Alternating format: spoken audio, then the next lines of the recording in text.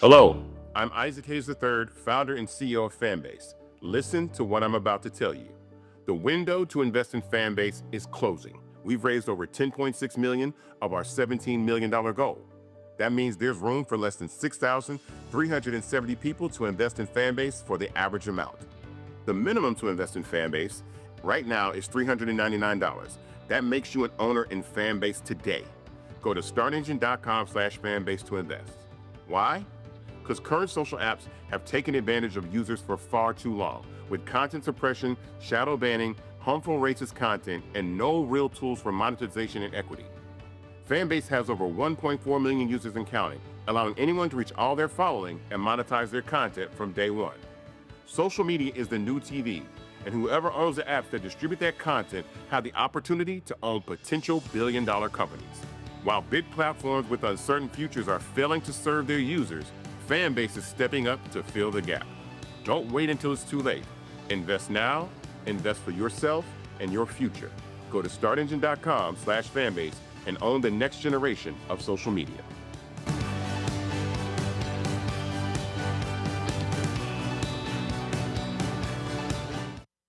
Folks, Black Star Network is here. Hold no punches. I'm real revolutionary right now. Black power. Support this man, Black Media. He makes sure that our stories are told. Thank you for being the voice of Black America, Roland. Stay black. I love y'all. All momentum we have now, we have to keep this going. The video looks phenomenal. See, this difference between Black Star Network and Black-owned media and something like CNN. You can't be Black-owned media and be scared. It's time to be smart. Bring your eyeballs home. You dig?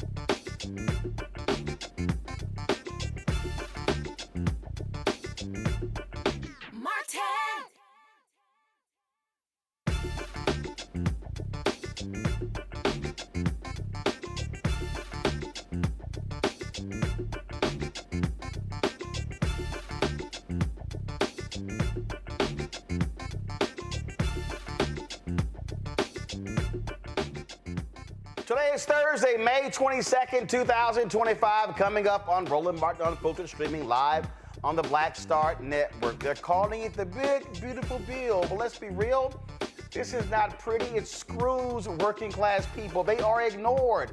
All of these folks who voted for Trump, y'all are getting screwed.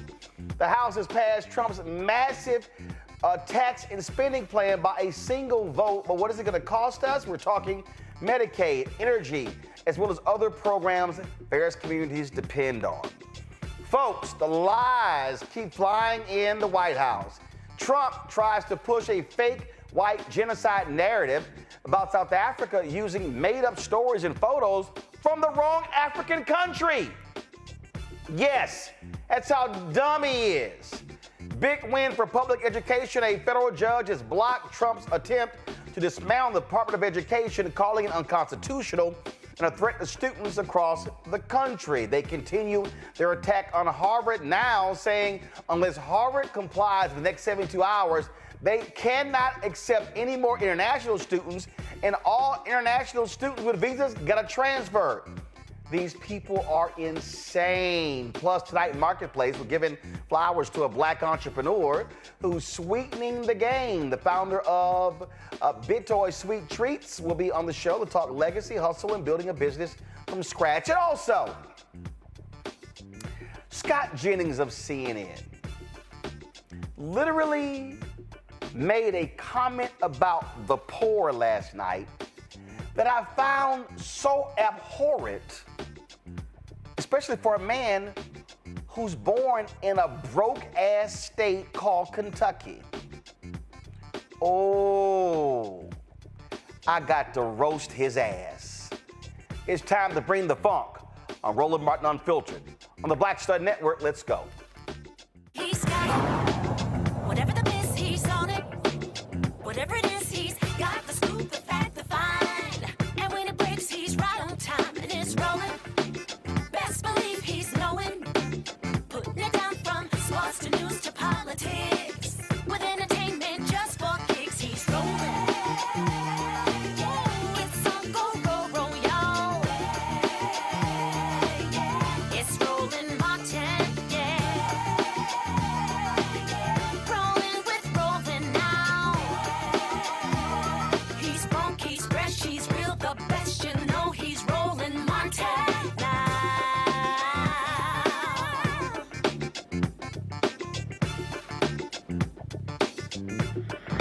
Martin.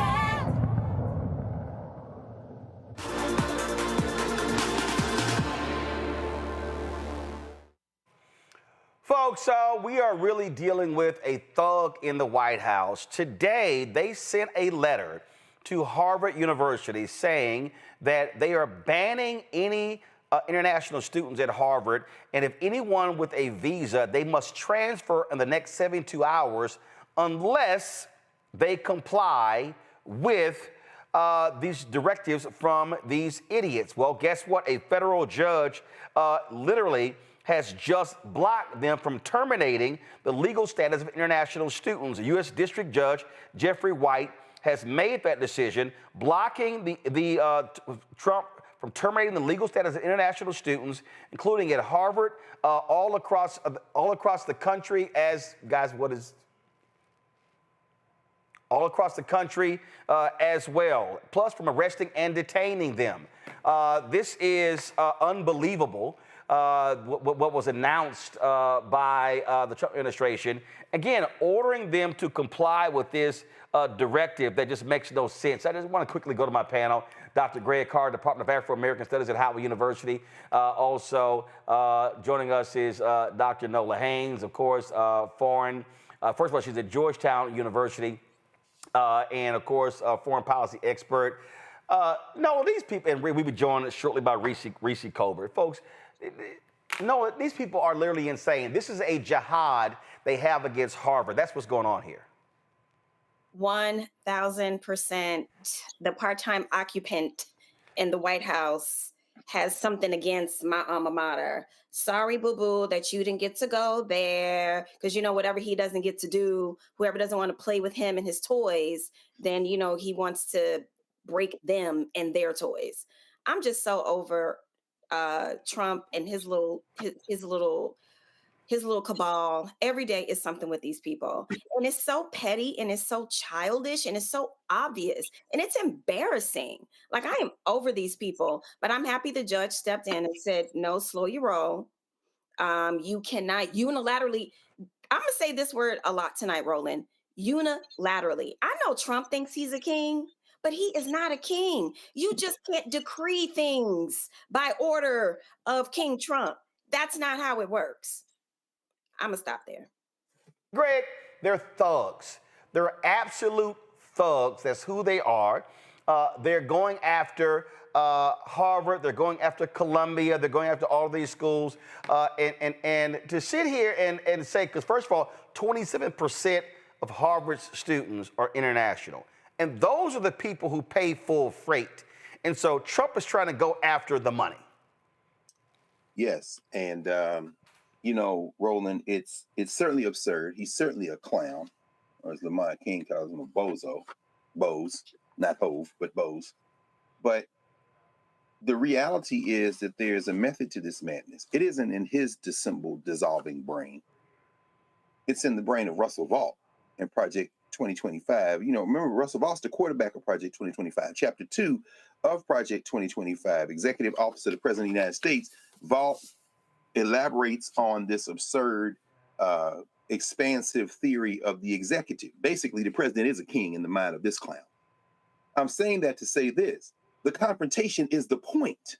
The Atlantic just did a long article on Russell Vought talking about Trump 2.0 and where this is headed.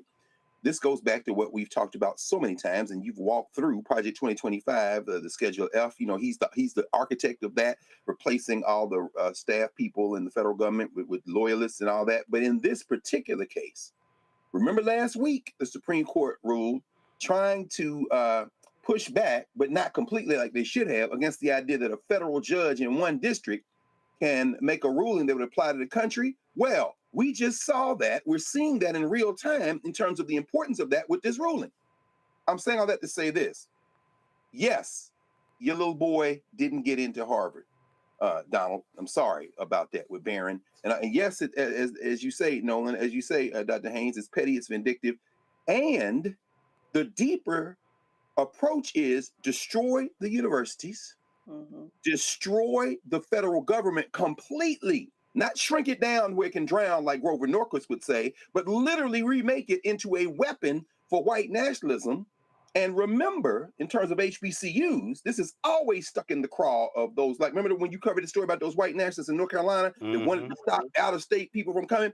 Remember the percentage of international students, and I'm not just talking about continental African students, the percentage of international students at HBCUs is outsized. They're from Nepal, they're from China. This is an existential threat to the intellectual infrastructure of K-12 and university level. They're not going to get away with it in the short term, but make no mistake about it, they are doing this to force a confrontation with the courts, not to try to be nice and avoid one. Oh, absolutely. That's exactly what's going on. I mean, so they want this battle. They want this fight. This is what it's all about.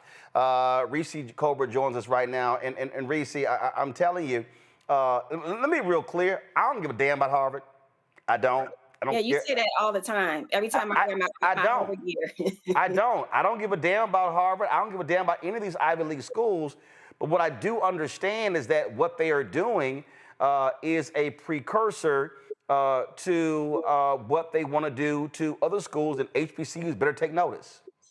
Well, that's 100% correct, Roland. And to be fair, that's probably why they go after Harvard, because who's going to be that sympathetic of Harvard? It's a bunch of Ivy League educated people.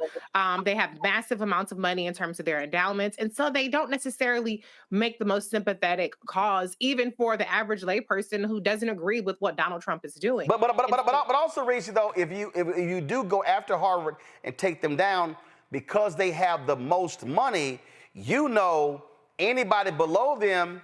That listen, you saw the other Ivy League schools that buckled because they can't withstand that level of pressure like Harvard can. So you go after the big fish. And that's why we have to connect the dots, as you've been doing, or as everybody's been doing so far. This is an opening salvo. Now, how many times have we said that over the past couple of years about what the opening salvo was? It's a test case. And so why not take out the biggest fish that you can take out first, and then everything else crumbles? But the other part of it is just the humanitarian aspect of it. Harvard is powerful. Individuals are not powerful. And so if people have to be worried about being snatched off the street because arbitrarily Kristi Noem with her stupid ass, or whoever, Marco Rubio, decides that they're going to revoke a foreign student's visa status, that it makes them less likely to not only want to study at Harvard, but to want to be in this country at all. Mm-hmm. And so we have made a trade-off through Donald Trump between white, South African, pro-apartheid peasants and physicists and doctoral students who are from other countries, all because of the priority and the delusional misplacement of value that Donald Trump puts on whiteness. And so this week could not be any more glaring about how wrong the choices this administration is making and how wrong of a direction this country is heading in. Every single thing, when you look at all the choices that are being made and the fake justification for them, this shit is beyond off the walls crazy. It is. And what we're dealing with here again, and I need people to understand, and we're putting this in the context because it rightly deserves it. We're dealing with thugs. We're dealing with arrogant individuals. We're dealing with people who do not believe in the rule of law. Right. These folk don't believe it, Nola, and what they are in their minds. The only court that matters is the right-wing Supreme Court, and they pissed off at Amy Coney Barrett because she's not falling in line. She's not Clarence Thomas or Sam Alito, and so they've thought, oh man, we got us 6 hardcore. They let go of Roberts because he still pissed them off with the Affordable Care Act. They thought they had 5 solid. Now they mad as all get out because so Trump's whole deal is, yo, I got my court. I can do whatever I want to do because they gonna let me. Oh yeah, 1000%. And it's really interesting when you are in power. And in this case, we're talking about the Supreme Court. And if you look at Congress, they're really you have to reconcile with yourself. Am I willing to forego my own power in service of Donald Trump? And I think this is one of the things that we're confronting, right? It's people trying to deal with their own situation and their own power, and then also realizing, wait a minute, the seriousness of what we are talking about. You are literally talking about abandoning the rule of law. They already, work their hoodoo in terms of voting. So they want people to be complicit in completely destroying democracy. And when you are in a situation to where you can participate in that, and then you have to say, wait a minute, and you have to really sit down with yourself and ask yourself, is this what I want to be doing? Is this what I want to, is this the legacy that I want to leave? To completely abdicate my own power and service to a megalomaniac. Right. So, and, I don't know in all truth, how many Republicans are actually going to have that come to Jesus moment. I'm tired of hearing from people that, behind closed doors, they're saying this, they're saying that. I don't care what they're saying behind closed doors. What I care about are their actions. What I care about is what they did last night.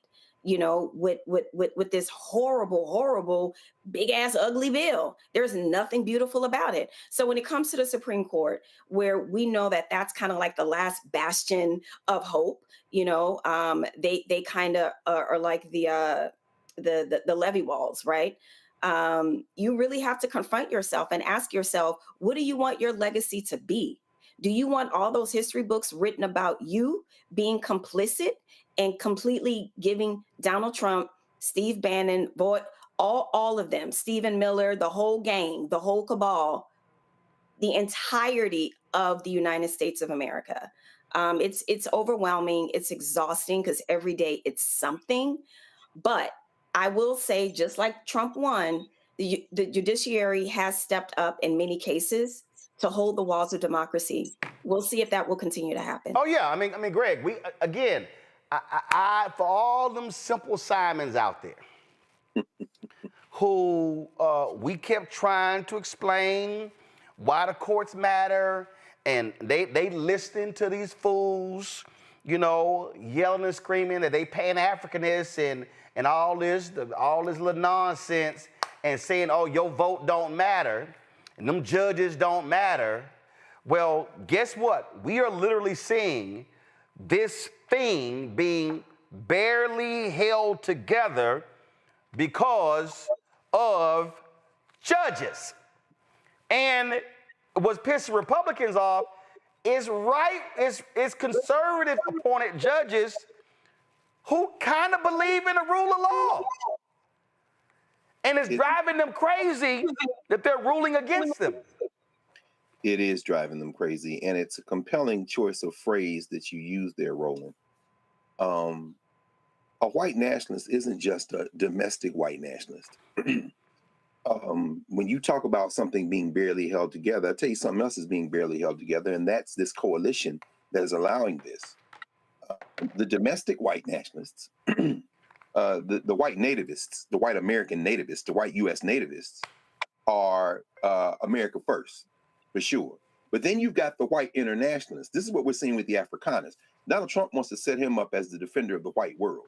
So if you're anywhere in the white world, come to America. This is, of course, the fever dream brain of Stephen Miller, his little political cretin in the White House. They want to attract all the white people here as if they can reverse the demographic, which of course they can't. But then there are other elements. Of course, Elon Musk is a pure grifter. That's why we saw him in the White House yesterday, because he wants Starlink in South Africa, and Cyril Ramaphosa and the South African government isn't going to allow any of his business to do that come there without making sure that there's an equitable distribution among the population in South Africa. That's why he's pissed off. Then you have, of course, Steve Bannon, who's fighting with Elon Musk because he's a white globalist and also a nativist. All those elements are there. In this case, you're absolutely right about the courts. As everyone has said, you know, as Reese has said, and as Nola's just said, the courts are the line of last defense. But remember what Russell Vought and what those who believe in this unitary executive theory are saying is that the courts don't matter. So what they're going to do, what they are pushing toward, is open defiance. That's why you saw the judge in Massachusetts with the rendering that sent people somewhere out of the United States. Apparently it was supposed to be South Sudan, but we don't know now where the plane is. And so the judge says, well, they can remain outside of the country, but they must have these cases resolved. They got to have due process. Well, that's a concession, but what it really is an attempt for the courts to say, we don't want to just openly hold you in contempt, because what we think you will do is simply say, we don't care. You see that previewed in Propaganda Barbie. You see that previewed in the Christian soldier Pete Hegseth, the defense, who's having prayer meetings now in the damn Pentagon because he is a white Christian nationalist crusader. You see that preview when they say that the president and the executive branch simply does not believe. What does that mean?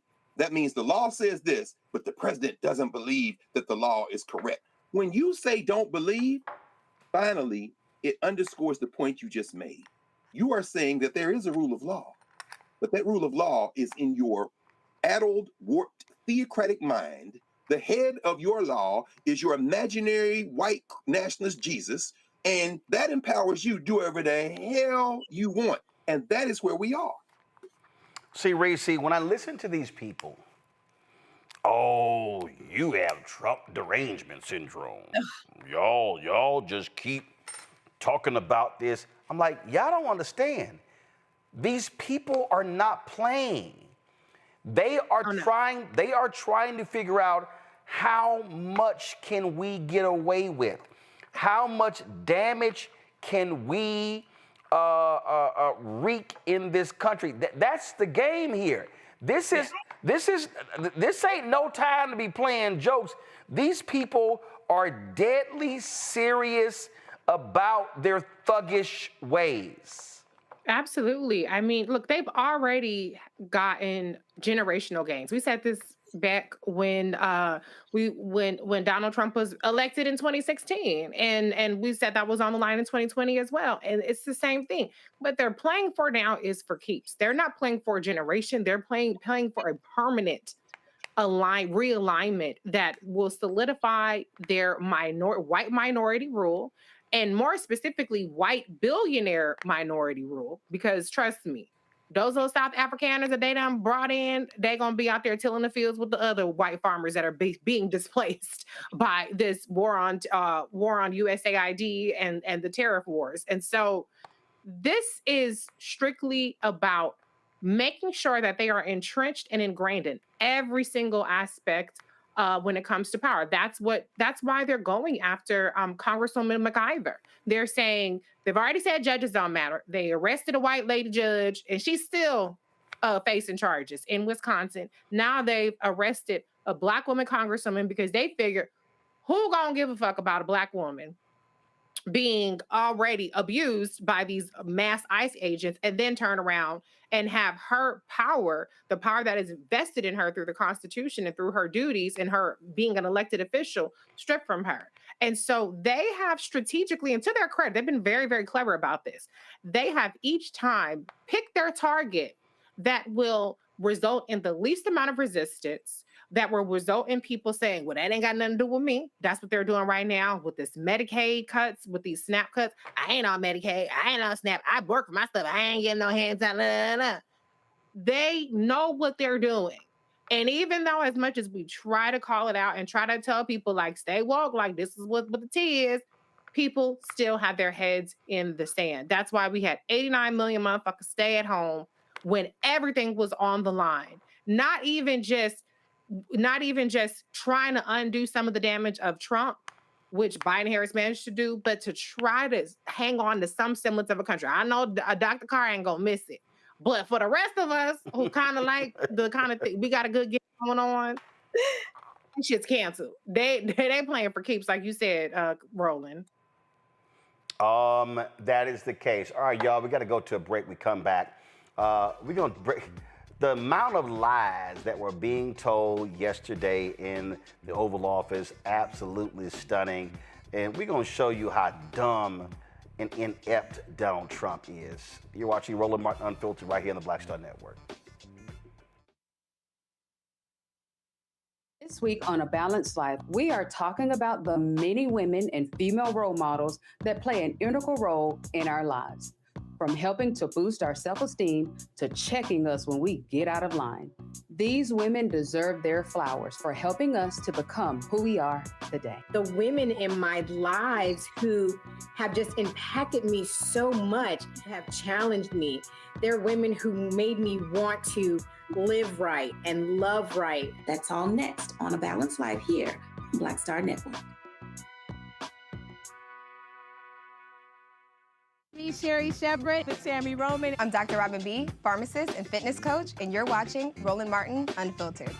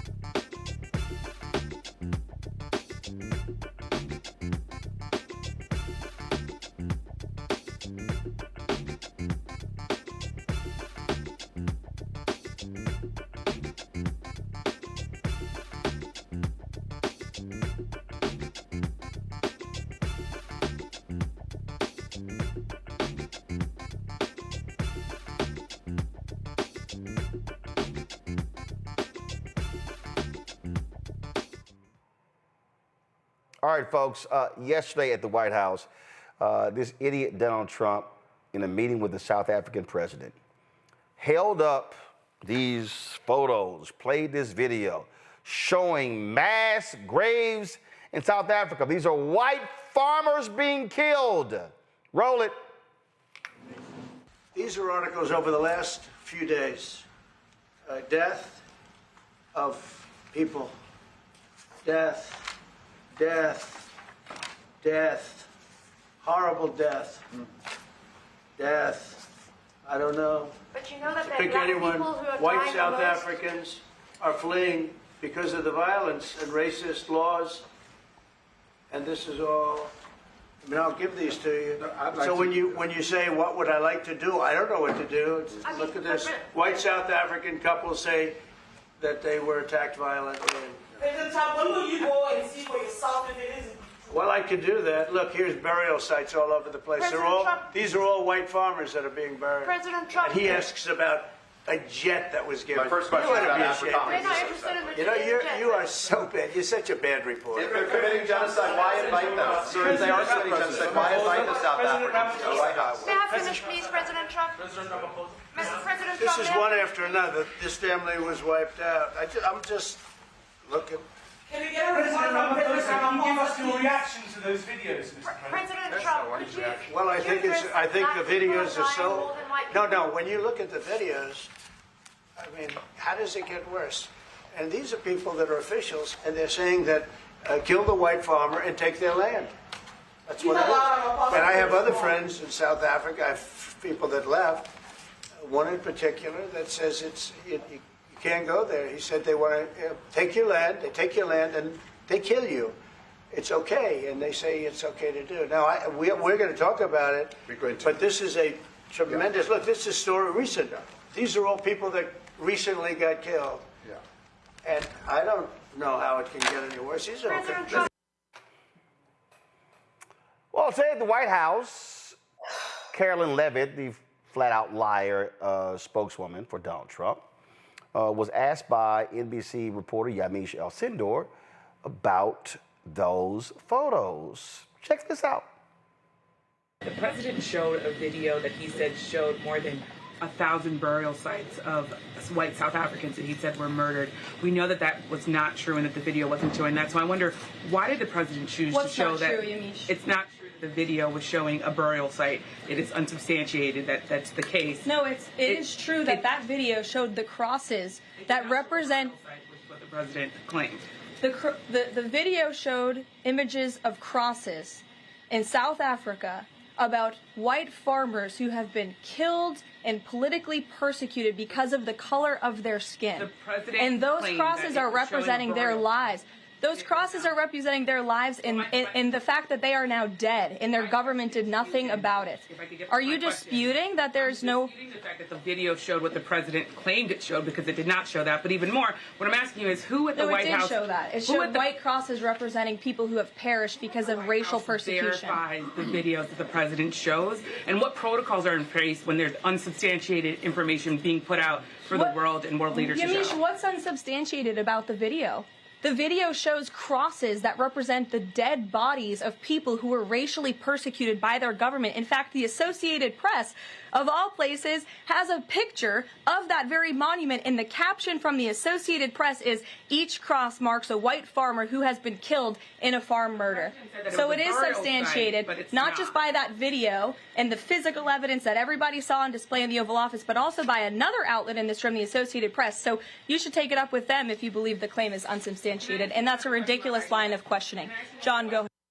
Well, this is how stupid and dumb she is. The video that Trump showed of dead white farmers was actually 2020. It was a fake 2020 demonstration about all farmers being killed. And guess what? If you look at the numbers, 9 farmers' deaths, 8 of them black farmers who died. 8. But check this out. The photo he showed, the photo, y'all, wasn't even from South Africa. The photo was from the Congo. It was a burial site where black women had been raped and killed in the Congo. That's what that idiot did. But see, they don't care about the lie. What they care about is how the lie traveled and how it built sympathy. Oh my God, look at this, how the white farmers are being attacked. This is just shameful, what's going on. We're dealing with a mass liar trying to prove mass graves. That's who this man is. It's how despicable this man is. It's how shameful this man is. What did I say to Chris Christie on ABC in September 2021? And this is the reason why I haven't been back. I said, he has no morals, no values, no principles, no ethics, no integrity, no honor, no decency. Donald Trump is a despicable human being. He truly is the orange stain in a white pair of shorts. That's who he is. He is a liar. He's a narcissist. He was disrespectful to the black folks from South Africa yesterday, and the only people who he would listen to were the white people from South Africa. That's who this thug is. He is a liar. And instead of admitting, man, we kind of screwed up. No. Instead of saying, well, the image shows Red Cross workers responding to a tragedy, no. Trump's like, these are all white farmers being buried. Because they care about whiteness. They care about whiteness. And that's all that matters. It's about whiteness.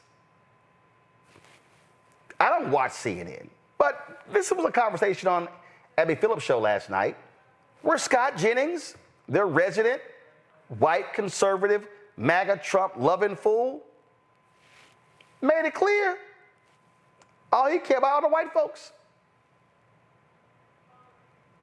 Straight up, I mean, we have the numbers. It is completely unsubstantiated. I mean, Scott, you're saying it's not true that some white farmers have been murdered?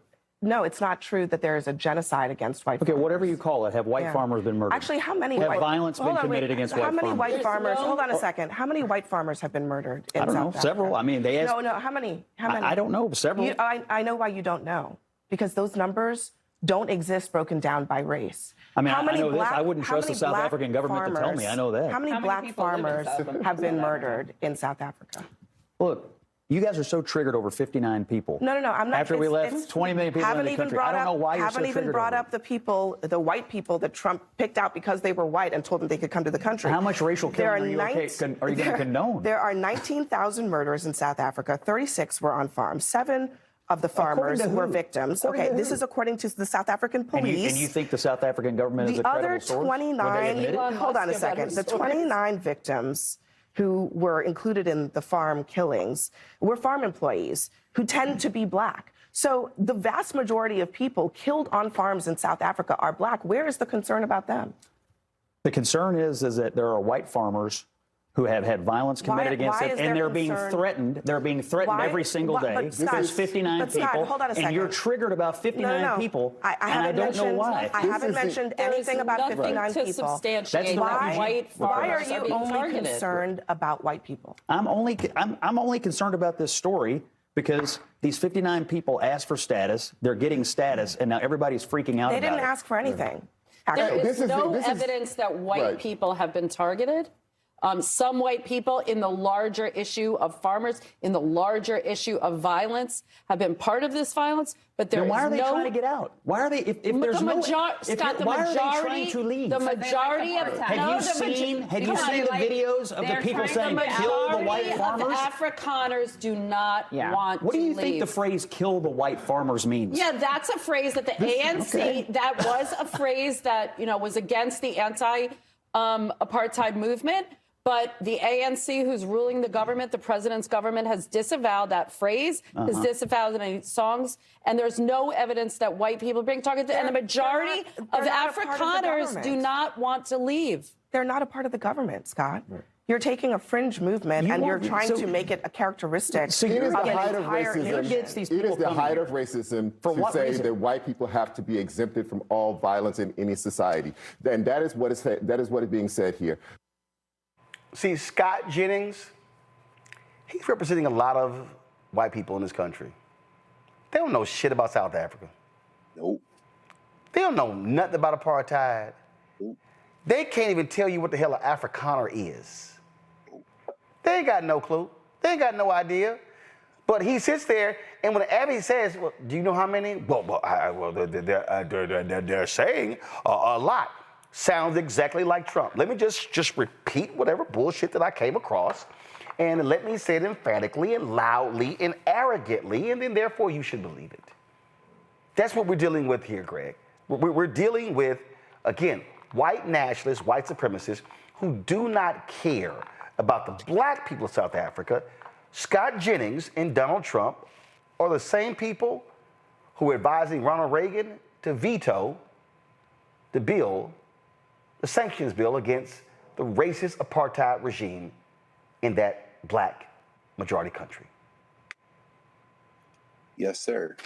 I'm taking measured breaths here because the only form of diversity, equity, and inclusion in this funky criminal enterprise is whiteness. Scott Jennings, who certainly has aspirations beyond his paid role at CNN to represent ignorance, whether it be the governor of Kentucky, senator from Kentucky, congressperson from Kentucky. Smarm Jennings is a human joke, but I'm gonna tell you what else. This is what makes Black Star, another reason Black Star Network is so important. There was nobody on that panel equipped to cut his entire throat. Let me be very clear about this. The 59 that he is so concerned about, I understand his concern because as a DEI product over the last 500 years, that type of white person understands the only way they can succeed in human society and compete in human society is to have the leg up of the color of their skin. Smarm Jennings, you should write your own hillbilly elegy to join your eyeliner friend in the White House, Junior Varsity Vance, who is also a product of affirmative action diversity called whiteness. To cut his throat properly, someone on that panel, including Abby Phillip, who is increasingly uncomfortable, but hey, that's the price you pay when you don't come to an independent Black space where you can say what you need and what you want. They weren't prepared to understand, as Alec Russell, writing in this morning's Financial Times under the headline, op-ed headline, "Listen to Afrikaners, not Trump," on the state of South Africa, that the country of South Africa, its constitution runs circles around the Constitution of the United States. Not only is equal protection enshrined in the South African Constitution, but so is affirmative action. Guess who benefits from affirmative action in South Africa? The Afrikaners. Abby and the panelists misspoke. The Afrikaners are in the coalition government of the African National Congress. Their party is in fact called the Freedom Front Plus. One of their strongholds is the Orange Free State. That is the place where the Voortrekkers ended up. There are people who know the name Paul Kruger, for example, one of the most racist of the early Afrikaners, or later Pik Botha, and all of those people. That's what South Africa is. It is a truly multiracial democracy. I thought that the president, Cyril Ramaphosa, did a remarkable job yesterday of talking to his audience, which is the world. Remember, the United States is not in the BRICS. That's Brazil, Russia, India, China, and, I'm trying to think what, South Africa, and more than half of the people in the world. What he did was sit there calmly while that clown showed the rest of the world that maybe it's time to move away from the dollar as the reserve currency because they're being ruled by a madman and too many of them support him. What he showed people yesterday when he said, "I'm sorry, I don't have a plane to give you." In other words, you're crazy as hell and you're susceptible to bribes. And then what does that clown do? He says, "Yeah, if you had a plane, I'd take it," signaling that America is for sale. And then finally, these Afrikaners, Reese, you said it right. These 59 are part of this scheme, this open white national scheme to bring everybody white to the United States. By the way, all you are descendants of slaves, while you're clinging to the hem of your master's garment, your master wants to bring all the white people from outside the country here because he's a pan-Europeanist and you're a stupid-ass descendant of your slave mentality. Those 59 are what they would call in Afrikaans, the word is Bitchelinders. Bitchelinders are white people when given even affirmative action in South Africa, are still unable to compete, and what they are doing is grifting the nativist white nationalism of the United States. You know what the greatest fear of the Afrikaners in South Africa?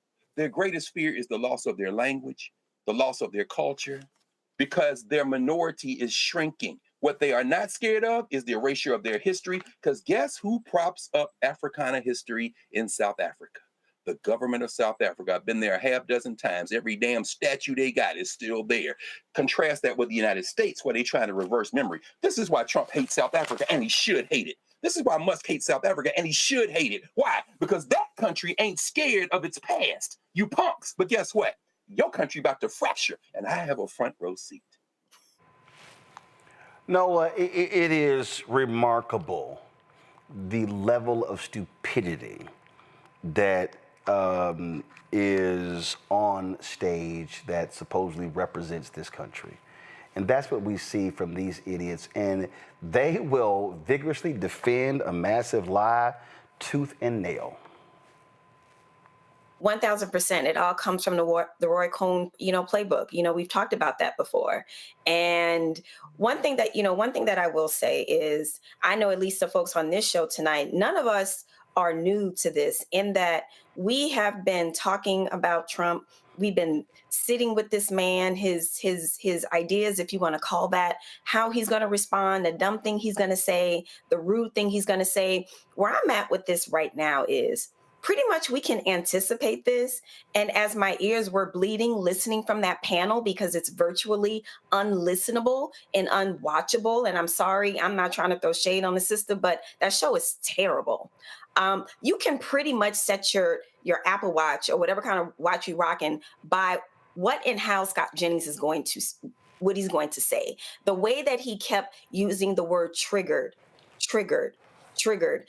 That's intentional. He was never going to answer the question. It has nothing to do with that. But what he is able to do, he's always able to be the loudest voice in the room, because like they all do, they're loud, they're rude, and they're very confident and very arrogant with the way in which they communicate. Even listening to the so-called press secretary, the way that she was drowning Yamiche out, because they never want to listen and respond to actual facts. The way that they respond is by demeaning you and trying to discredit what you're saying, which isn't an actual response. So by now, we should know this. And by now, we should have a different playbook. And, I know that, Dems, we pride ourselves on facts and beating them back with the facts. Okay, we can do that. But it's also time to anticipate what's going to be said and to be ready for the non-answer. So that, for me, like all the years, with these types of people, we know what they're gonna say and how they're going to say it. It is time for us to have a very different response. And the last thing that I want to say about the South African situation, and I'm sorry I couldn't join you last night, Roland. The one thing that's so irritating and frustrating about this, and Greg, I know you don't do international law, but I know you know this. The way that people are bandying about the word genocide, please understand that is a legal determination. And no unilateral body, including the President of the United States, can determine that. That is a combination of the ICC, the International Criminal Court, the International Criminal Court of Justice, coupled with the UN. That is a legal determination, people. You can't just wake up and say that a genocide is happening. And there are certain specific categories for determining a genocide. And let me tell you something. Being displaced, even if they were being displaced, which they aren't, being displaced is not determinative of genocide. I just had to get that out. Reese. Well, a couple of things. Number one, there was a time when that sort of fake intelligence being put in front of the President of the United States and repeated in the Oval Office would have meant resignations. It would have meant firings. That is so embarrassing that the President of the United States cannot be relied upon to accurately detail what's happening across the world. And so that is inexcusable that the DNI person is still there, that anybody even allowed that to happen. But it's Donald Trump. So the more ridiculous the lie, the better it is for him. The other thing, though, is the irony of these Afrikaners is if these people were in the Appalachia, or they were working the mills, or displaced mill workers, or displaced coal mining workers, the same Scott Jennings and all these Republicans would be enthusiastically doing cartwheels to take away their health care, to take away their food stamps, to tell them pick yourself up by your food, by your bootstraps, to cancel any kind of disaster relief because they live in Tornado Alley and they're affected by hurricanes. And so we're seeing South Afrikaners get more protection and more provisions made for them than all of these red state MAGA white voters who are going to get a kick in the face from the bills that this Republican administration has passed. So I hope that they're satisfied, because they went to that ballot box to vote for xenophobia, to vote for racism and sexism and all that kind of stuff. They thought they was getting rid of the Mexicans and the Haitians and whoever the hell else, but they importing a whole bunch of moochers who are going to do nothing but laugh in the face at how easy it was to scam the United States out of a chartered flight and a whole new life in a country because they couldn't hack it back home. Yep, and they did not like the black woman. All right, folks, hold tight 1 second. We come back. We're going to hear from Candace Kelly, an update on what happened today in the trial of Sean Diddy Combs. Cue the music, please. And so we're going to have that shortly. And don't forget, we want you to support the work that we do. Join our Bring the Funk fan club. You want to contribute via Cash App. You can do so, of course, by using the Stripe QR code. You see it right here. Go to blackstarnetwork.com. You can also see your check and money order. Make it payable to Roland Martin Unfiltered. P.O. Box 57196, Washington, D.C. 20037-0196. PayPal, R. Martin Unfiltered. Venmo, RM Unfiltered. Zelle, Roland at RolandSMartin.com. Roland at RolandMartinUnfiltered.com. All right, folks, streaming right now on Netflix. You can catch out Terry Vaughn's new show, She the People, where she plays a lieutenant governor in the state of Mississippi. She is doing this show in concert with Tyler Perry Studios. Here is a look at She the People. You must be my new lieutenant governor. I'm ready for duty. I think I can make a difference. Just be a good girl. I'm gonna need some dinner and a lot of wine. I really don't think that he thinks I'm qualified. What you gonna do? Pump my shoulders. When you want something and you earn something, you fight for it. Kids, do you know who this is? Mary J. Blige. I didn't know we was about to be attacked by all of Nick Cannon's kids at once. So again, the first 8 episodes of She the People airing right now on Netflix. The second 8 airing in August, and tomorrow you'll see my interview with Terry Vaughn talking about on how this all came together. We'll be right back on Roland Martin Unfiltered on the Black Star Network. This week on A Balanced Life, we are talking about the many women and female role models that play an integral role in our lives. From helping to boost our self-esteem to checking us when we get out of line.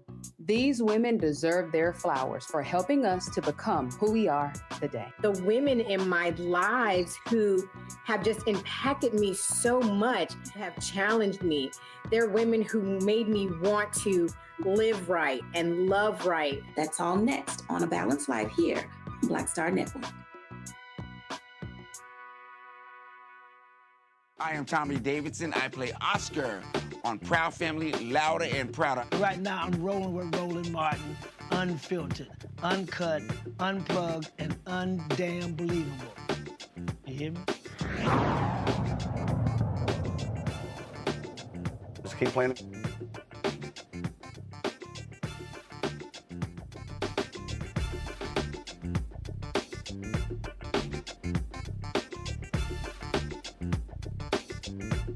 Folks, in a sweeping ruling today, Judge Mayong Jun blocked Donald Trump's controversial plan to gut the Department of Education. Actually wants to shut it down, calling it an unlawful power grab that would devastate millions of students and families, especially in underserved communities. The judge made it clear only Congress can eliminate a federal agency created by law. Also, cutting the legs out from under the Education Department like this, guess what? It's real illegal. The judge said, the judge, a Biden appointee, ruled that the Trump administration's mass firing of nearly 1,400 Education Department employees announced in March as a reduction in force was not a legitimate reorganization.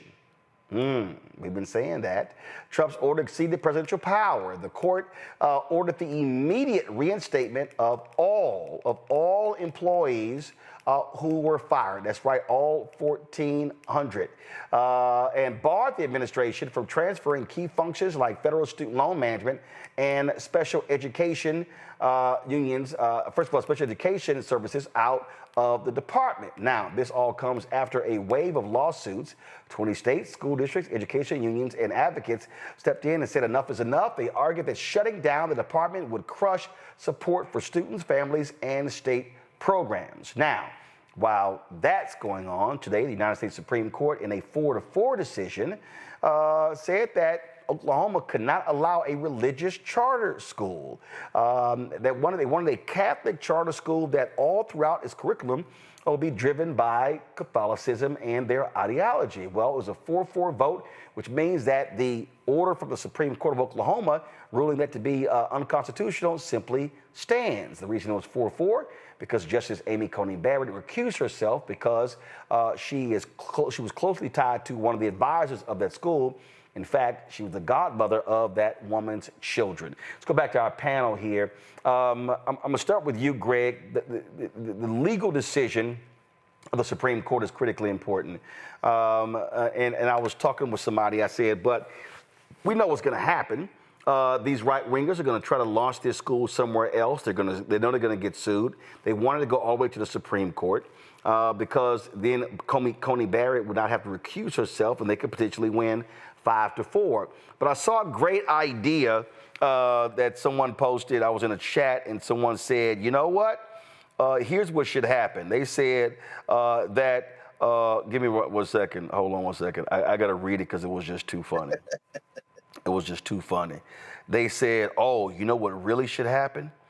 They said, would it really be great if some Muslims decided to launch a madrasa and have the attorney show up in a head wrap he was going and saying, and then say, all right, y'all want religious school? Let's go ahead and do a Muslim charter school. He said, hell, the Supreme Court, they would vote, they would have opposition from all of these evangelicals. They'd be like, hold up, wait a minute. I thought y'all wanted religious charter schools. I said, that would be pretty interesting. It would, and we've talked about this many times here in this space. I just came back from my niece's graduation in Houston, and you know better than I do. All the talk right now in Texas is that clown governor and his friends trying to steal $1 billion worth of public money and pump it into their white national schools. Texas is Texas and Oklahoma, but Texas specifically is the origin of much of this white nationalist work. Remember, that's the one where the Indian Child Welfare Act and the Rakhine case was challenging as these white Christian nationalists, a white Christian nationalist family with a bunch of money trying to take these indigenous babies. So I think that is exactly the type of challenge, as we've said before, that would reveal the true agenda here. The true agenda is not to destroy the wall between church and state. The true agenda is to create a theocracy in this country.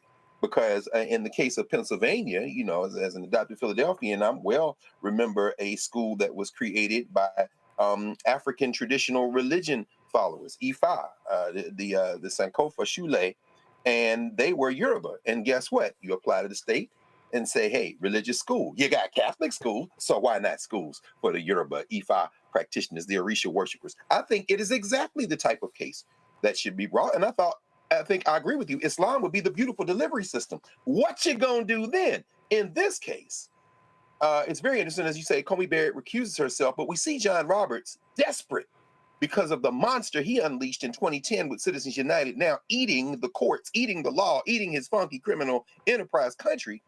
He is now ready to ally himself with Sotomayor, Ketanji Onyeka Brown Jackson, and Atlanta Kagan. And that's why it's 4-4, so the ruling stands. But this is really the most important dimension of this case.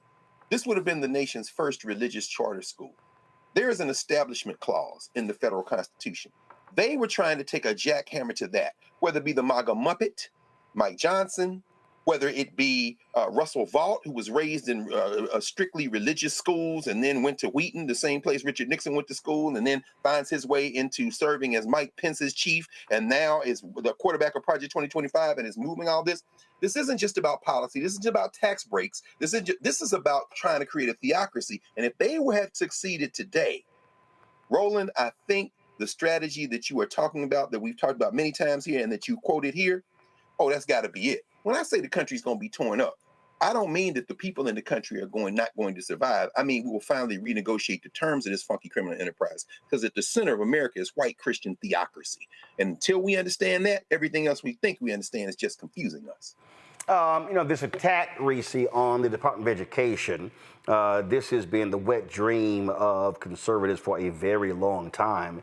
And again, we are seeing where these judges, and I got to keep going back to it, because I had to listen to so many Simple Simon Negroes. Man, y'all keep bringing up all them judges. How we know them judges pro-black? How we know them judges don't mean nothing? I'm gonna tell you right now, the only thing saving our asses right now are the judges. No, really, barely. Mm-hmm. Uh-oh, I lost your sound. No, we're right here. Go ahead. Oh, okay. And it's funny because I remember, well, it's actually not funny, but I remember when now Justice Ketanji Brown Jackson was being bandied about as one of the candidates. I had somebody call into to Urban View and say, she got a white husband. If they select her, I ain't vote a Democrat. And I'm like, what? Well, what about all the other justices who have white spouses? So what difference does it make? We're not going to vote on policy or nothing like that. But that's the problem. I think that on our side, we just don't take it seriously enough. And so then we wonder why we're overcharged. We wonder why bogus charges don't get dropped. We wonder why we are victimized at every step of the justice system. And then we wonder why it doesn't serve us, because we do not realize the way that the judicial system is a key tenet of the way that this country operates, for better or for worse. And so we have seen through the courts, we're getting some sort of relief. It's holding things kind of sort of together, but it definitely feels like it's like a Band-Aid on a jug that's about to just bust right open. And it's just not adequate because this administration is ignoring it. They yesterday reportedly deported people, I should say human trafficked people, to South Sudan, despite the fact that a judge said don't do it. And so to the extent that this administration can be forced to actually adhere to judicial rulings, and sometimes they adhere to it, sometimes they don't. This was critically important, and so it's unfortunate that we took our eye off the ball for whatever reason in 2016 and again in 2024, because if Clarence Thomas retires or any of these other old ass judges on there retire, then they got the courts for another 20 years. So it's unfortunate. But the thing about education, what they're trying to do is they want to not only just dumb down this populace, but they also want to control who gets access to a key way that we have built out the middle class, which is through the educational system. Yes, teachers are underpaid, but that's still a very critical pathway to a middle class lifestyle. The same with higher education. And so they want to, through this extreme ideology and as Dr. Carr said, theocracy, want to try to gatekeep every aspect of accessing the educational system and accessing the middle class. Noah? So a few things stand out to me regarding this. As a person who went to Catholic school, born and raised in a Catholic city, we've had this conversation before. What strikes me very interesting about this is I want to make a distinction about what we're talking about here.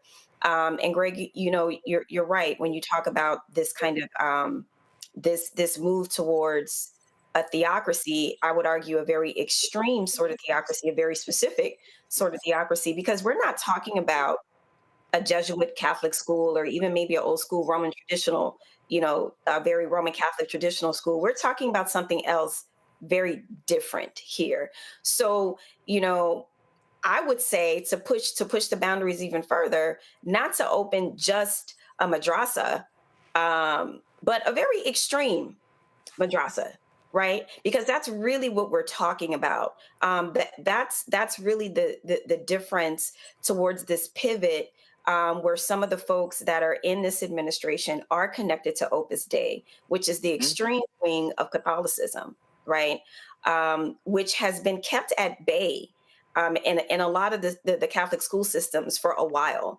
But this push And especially now that, they are well placed, that they're in power now, this is the move, right? This is to try and indoctrinate and normalize a lot of this kind of extreme Opus Dei kind of ideology, which is dangerous and problematic. And to Reese's point, absolutely, the goal of any autocracy, any autocrat, any tyrant is to have an uneducated mass. The past couple days, I watched this thing called the Great Courses, and I've been watching this course on medieval England. And what's so sad and what's so scary, some of the things that we are talking about in terms of an uneducated mass, the types of personalities that were in charge and all these different things. I'm watching this today. I'm like, why does this sound like 2025? In the United States of America? So to say that we are going backwards, the time machine isn't going back far enough. Like, they are taking us to a time where people could not read the Bible. So you had to trust what people were telling you. And that's the goal, right? The Book of Eli is one of the dopest movies on a planet because it tells the truth about the person who holds the Bible. The person who holds the Bible can tell you whatever they want to tell you when you can't read or write. And I hope I'm not being hyperbolic when I say this, right, but this is kind of the backwards trajectory that this country is on. All right, folks, hold tight 1 second. So I got to come back after the break to deal with CNN Scott Jennings. So last night, the issue of the poor came up within the framework of their discussion about this Republican big, beautiful bill. I think poor little Scott forgot where he came from. Oh, I'm going to explain when we come back. You're watching Roland Martin Unfiltered on the Black Star Network.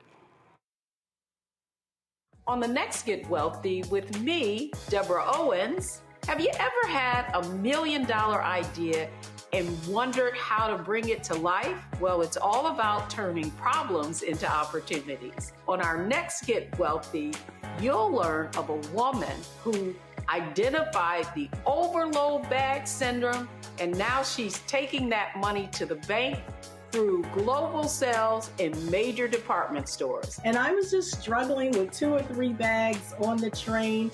And I looked around on the train and I said, you know what? There are a lot of women that are carrying two or 3 bags. That's right here on Get Wealthy, only on Black Star Network. I'm Russell L. Honoré, Lieutenant General, United States Army retired, and you're watching Roland Martin Unfiltered.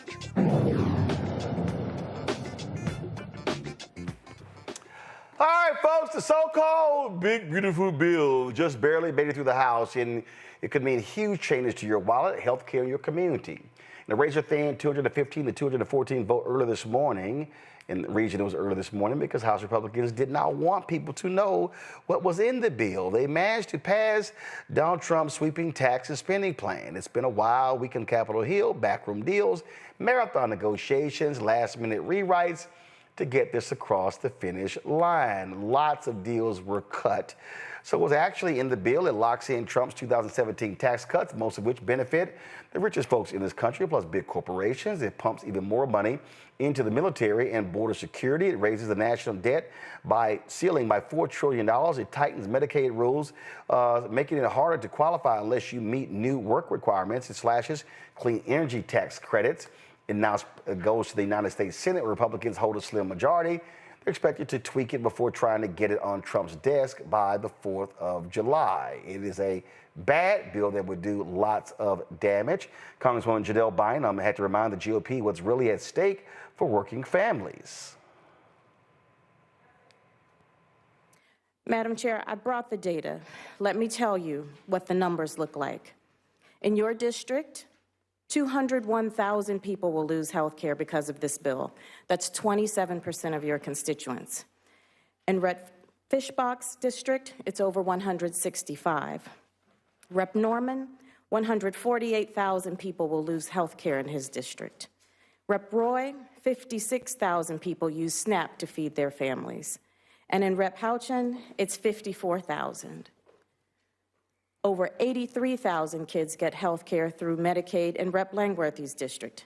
In Rep. Scott, it's 124,000 kids. In Rep. Jacks, it's 88,000 kids. And in Rep. Griffiths, it's nearly 107,000. I know where my priorities are. It's with my constituents. And I'll be voting against this trash bill because I stand with America's children and America's families. Madam Chair, I respectfully urge you to do the same and get your colleagues focused on serving the American people. I yield back. Well, they didn't listen. Now, during the floor debates, House Democratic leader Hakeem Jeffries ripped the bill apart, calling it a dangerous tax scam that gives billionaires a break while cutting health care and food assistance for everyday Americans. House Democrats are going to take a chainsaw to Project 2025 because it's not in the best interest of the American people. And what this bill represents is your effort to try to put into law Project 2025. You acted like you didn't know anything about it. This is why you have no credibility right now. You spent all of last year lying to the American people, saying to them that you were going to lower the high cost of living. In fact, you're doing the exact opposite. At the same period of time, you acted like you knew nothing about Project 2025, and this bill is an effort to try to implement it into law. So you mentioned credibility issues. I think it exists on the right side of this chamber. Now, not only have you gone after Medicaid, not only have you gone after Medicare, in this you are to direct your comments to the chair. Mr. Speaker, you know what's interesting is that every time I've come on this floor, I can use sharp language, he can use sharp language. You choose to admonish me. I don't work for you, sir. I work for the American people. I understand.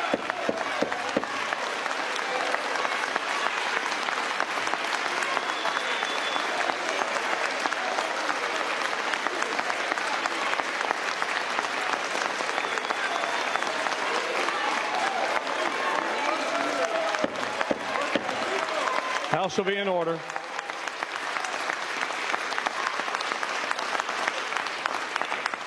As I said, Mr. Leader, we've been very patient. Just listen to the majority leader of the other side who directed all of his comments to the chair.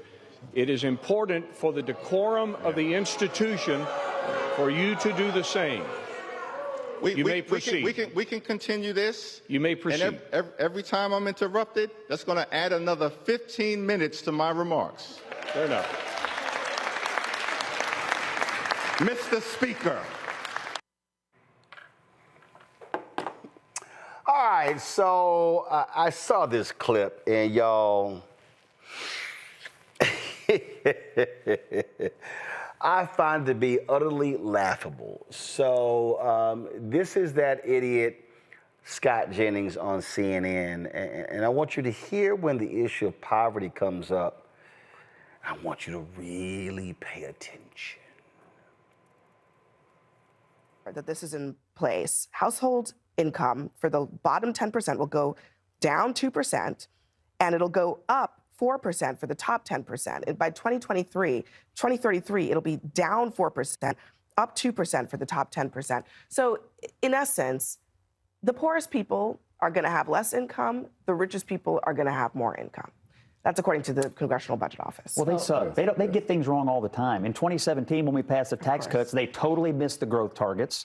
They totally missed what was going to happen to federal revenue. They're not oracles. They can't foretell the future down to the exact science. Our Republican view is if we lower taxes, we'll have economic growth, and it helps everybody. This isn't rocket science because the poor people are losing benefits, Medicaid, and SNAP. Excuse me? You said the poor people. What do you mean? People in the bottom, illegal immigrants, the people who won't get up off the couch and go to work. Which people? Okay, so let me explain. The requirements for Medicaid, and we had this conversation last night, but here are the real details. There are already requirements for people on Medicaid to work. This changes those requirements, so it increases them. So some people will have to requalify. They won't be able to do that, and they won't have coverage. There are changes to the out-of-pocket costs for people who are on this program, so they might have to pay money in order to get access health care. It changes how the federal government reimburses the state if they provide coverage for undocumented immigrants. So there are some real changes to like people who are eligible for the program now who will not be eligible for the program in the future. I just really have to. Okay. So he said, who are these poor people? Well, that's interesting. This Scott Jennings would say, who are these poor people? Y'all do know that Scott Jennings is considering a run for the United States Senate from Kentucky, right? Scott Jennings is a native of Kentucky, right? Are y'all aware that Scott Jennings was born in Dawson Springs, Kentucky? Antoine, go to my iPad. This is what I just pulled up. In Dawson Springs, Kentucky, the poverty rate is 26.9%. This is significantly higher than the national average of 12.4%. In fact, the Kentucky poverty rate is 16.1%. So, Scott, when you say, who are these poor people? It's your broke ass people. It's the broke ass white folks in your state. Kentucky is one of the brokest, poorest, most illiterate states in the union. Awful education, awful health care, high poverty. See, y'all, this is what these white conservatives do. Who are you talking about? Are you talking about the illegal immigrants? No. They talking about your cousins, Scott. Your family members. See, I know you just signed your big new CNN contract and you think you the shit and the New York Times has done a story on you and all these folks. But Scott Jennings, you clearly forgot where you came from. Scott Jennings, you come from a broke ass town. I ain't even gonna call it a city. Cause y'all not a city. You're a town. And see, this is what happens when these white conservatives get them a nice highfalutin drive, got you a nice little suit, and you sit your little arrogant, smug ass on CNN, sipping on your coffee, and you think you the man, and your state is going to get screwed. See, I remember in 2016, I never forget, I was sitting here reading the article, and these folk, these broke, illiterate ass folk in Kentucky, I don't know what's gonna happen. I don't know. We voted for Trump, and I sure hope Trump do something about that Obamacare, but I'm worried about my Affordable Care Act.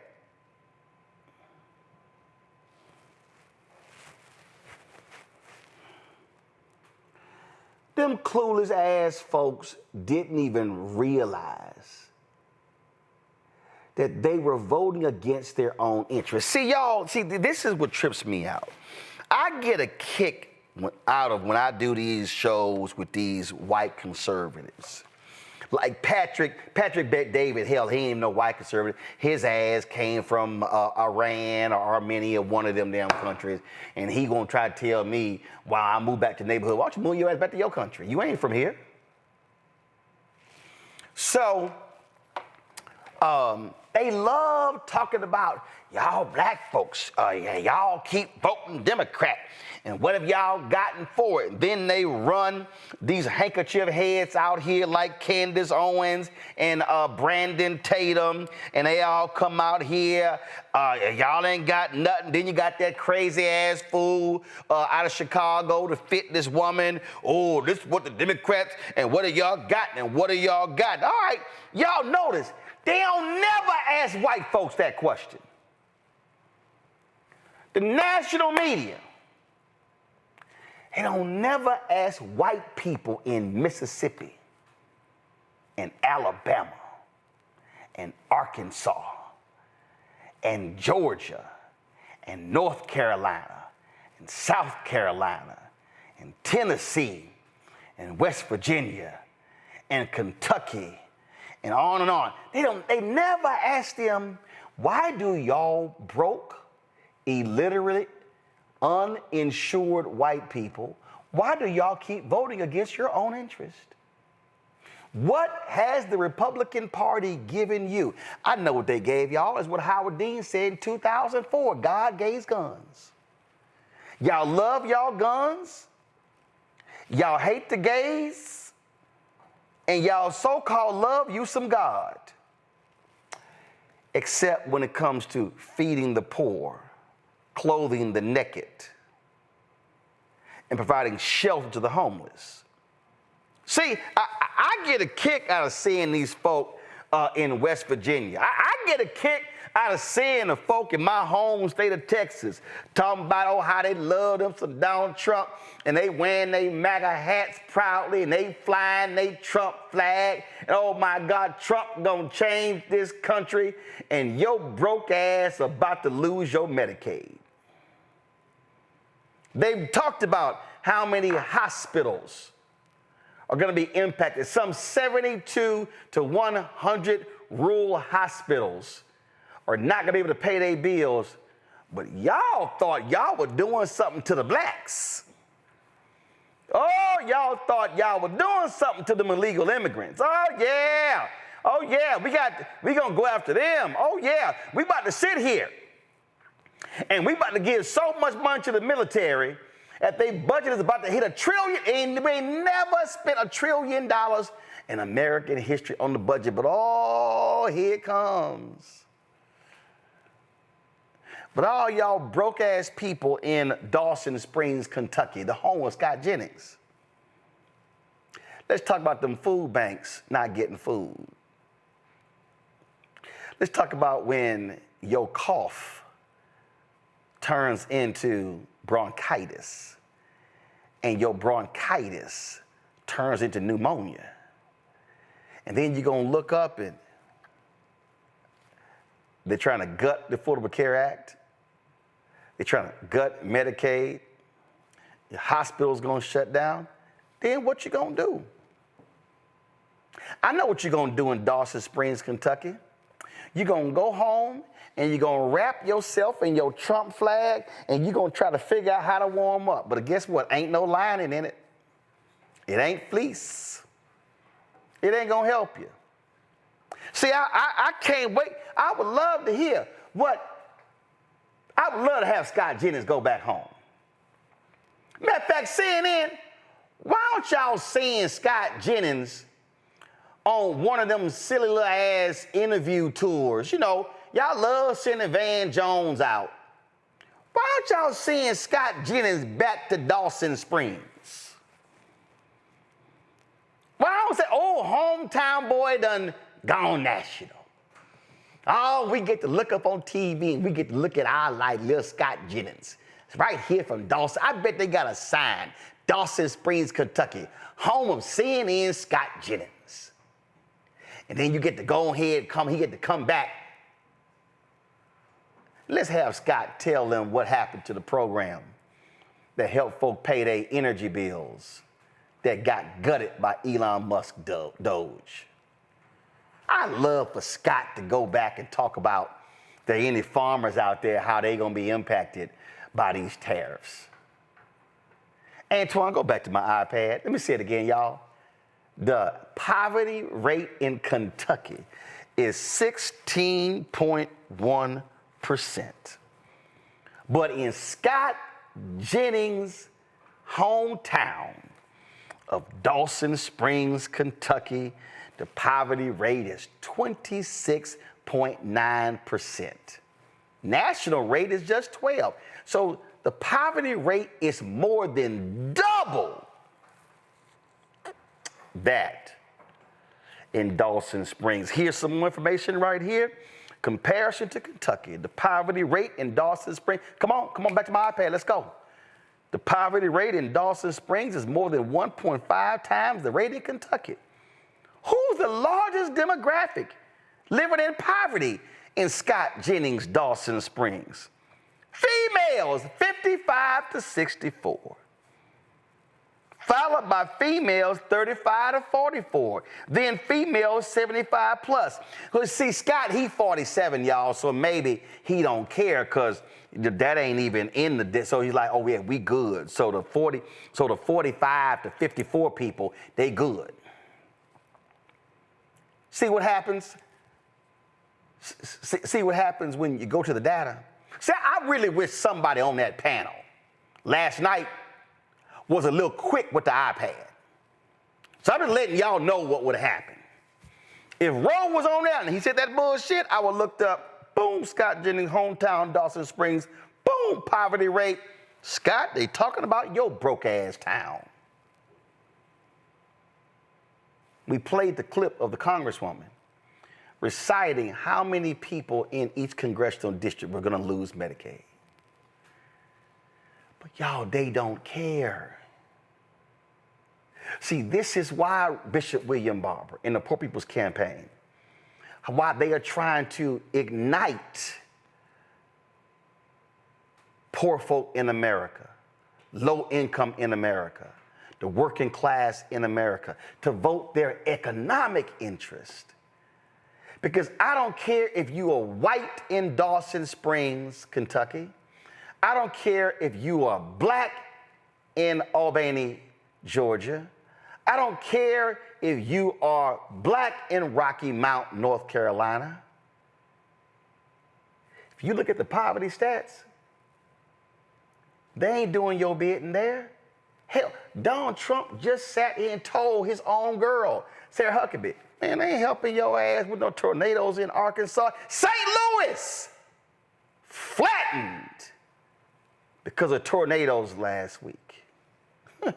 Republican governor, 2 Republican U.S. senators, Josh Hawley, punk ass, the same one trashing FEMA relief for other states, begging for help in Missouri. And Donald Trump, I'm sorry, my orange ass is going to Mar-a-Lago where I'm hosting a dinner for 200 people who I'm not releasing their names who have given money to my coin. I don't give a damn about you peons. Matter of fact, the phrase, let them eat cake, shit. Donald Trump ain't even giving them a cupcake, a honey bun, a Twinkie. He don't give a damn about y'all. But the power of whiteness is what we're witnessing right now. So if the Senate passes this bill, all the rich folk are gonna be sitting here saying, oh yes, Donald, you the man, you done hooked us up. And all you broke ass people, like the folk in Dawson Springs, Kentucky,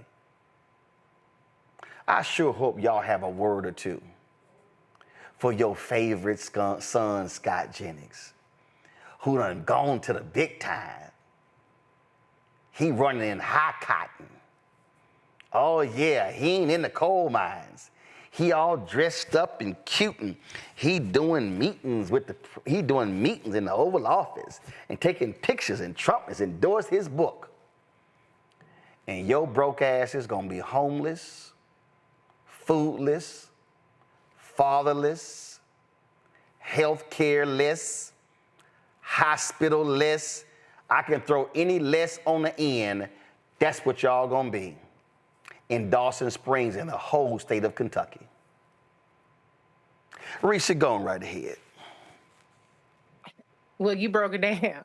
But you know, white people have the best PR, honey, because for some reason, people don't realize that a good number of white people are actually poor, okay? This is not something that is only the so-called illegals or whatever kind of bullshit. Also, middle-aged white people are seeing their mortality rates go up because of things like drug abuse, because of different economic factors. And this administration ain't got shit for y'all. See, the thing about it is they want to protect whiteness, not necessarily white people. The individuals, they can come and go. It don't matter. You can switch these white Afrikaners out with the Appalachian whites. It don't make no difference to them. Their thing is white power and money. You combine those two and they got all that they need. The messed up part about this bill, though, is what this bill gives to the wealthy is lunch money for them. This isn't, I mean, it's more than lunch money for the rest of us, but for them, this is peanuts. This is in the noise. It would be an accounting error in their lives. And yet trillions of dollars are going to give those people who don't need a tax cuts. And the people who actually do need to continue, and actually have been deprived in places like Georgia and Florida and Texas from Medicaid expansion. The people who do need medical insurance, the people who do need food assistance, they're asked out. And so this is about life and death for people, including white people, actually disproportionately white people, because there are more of them volume-wise than there are of us. I know that people like to work in percentages, but the fact of the matter is there are more white people living in this country than any other race. And so they will be harmed very much by this, all in the name of white billionaire power. Congratulations, you played yourself. Oh, absolutely. Again, Nola, the thing that cracks me up is when these folk, they always got something to say about black people. You haven't gotten this, you haven't gotten this. Going back to my iPad, look at this here. Economic well-being, this is spotlightonpoverty.org. Economic well-being in Kentucky, extreme poverty, 11% of the state. Food insecurity, 14.4%. Minimum wage, $7.25. Percent of individuals who are uninsured, 6.4%. Percent of jobs at a low wage, 24.3%. Percent of working families under 200% of the poverty line, 34.7%. Poverty rate, 16.3%. Unemployment rate is 4.3%. And you sit here and look at home foreclosure rate, 1.12%. Then you let percent of renters, 33%. I mean, it goes on and on and on and on. It shows you these numbers. They broke. They broke, Nola. And I keep saying, black broke and white broke is the same. Your ass broke. And Dr. King knew it too. You know, I had the pleasure the other morning, I should say, talking to Representative Cleo Fields from Louisiana, and also Representative Nakima Williams the other night at like 2:30 in the morning, as the Republicans tried to sneak past that big old ugly bill. And you know, Representative Williams, you know, she represents districts in Atlanta, her district in Atlanta, and Representative Fields, you know, represents some of the poorest, you know, districts in Louisiana. And the conversation that we had was just about that, acknowledging that, you know, acknowledging those poor people and how taking Medicaid away from said poor people will impact their lives. Representative Williams told this story about how she met this woman who literally survives on $6 a day. $6 a day. Scott Jennings is acting brand new. And if they do send him on this little tour, those people won't care about those numbers, because all he's going to do is tell people that, first of all, that the clip on CNN was fabricated, and the media. So that's the first movie he's gonna make. And then the second movie he's gonna make is to completely, not even respond, to data, if that was brought up to him in that context, is what I'm saying. And, another element to this, Roland, is so many of these voters are absolutely voting against themselves, against their families, because, and let's just keep it real, a lot of their pastors are telling them in Sunday Mass that God sent Donald Trump here. The conditioning is so deep that no matter how much fact checking we do, it doesn't penetrate, because they've been so indoctrinated. And because of that indoctrination, they will absolutely keep voting for people who do not care about them. I absolutely would not be shocked if that man won the office that he's seeking. And even if there is evidence to say that I don't care about you, poor people, because first of all, I'm probably embarrassed from where I came from anyway. So I really don't care about y'all. They are so conditioned to believe that he didn't say the thing that he actually said. Right. Right. So, this situation with the way that they tried to do this bill, we'll see what happens in the Senate. But there are a lot of people who are going to be impacted. Mark my words. And the ugly thing about it is the last thing I'll say. Even when people start dying, and unfortunately that's what's going to happen, they still won't care. Again, go to my iPad, Antoine. So this is a piece story right here. New census data shows more is needed to cut poverty and improve incomes. This is in Kentucky. It says right here, and so when arrogant, smug ass individuals, like, look at this right here, pandemic era federal programs slash child poverty. Official child poverty in Kentucky went from 21.8% to 10.9%. In Kentucky. That's what happens when you make investments. But what then happens is when you sit here. Look at this here. The story says more kids have health coverage this year. Then Kentucky's rate of uninsured plummeted for everyone after Medicaid expansion. Numbers don't lie. And so all of these data points. Look at this here. It shows you Black Kentucky households. How there was a drop there. And then what does it say? Pandemic era support show us that cutting poverty is possible. And you know what they want to do, Greg? They want to slash poverty programs. They want to do all of that. That's all these cats are doing. We just need to understand what is happening here and the lies that they love telling. Yes, it's very sobering to hear you go through those statistics. This whole segment, and then, as we just heard, Reese and Nola just walk us through the fact that it won't matter, that it doesn't matter, and it won't matter.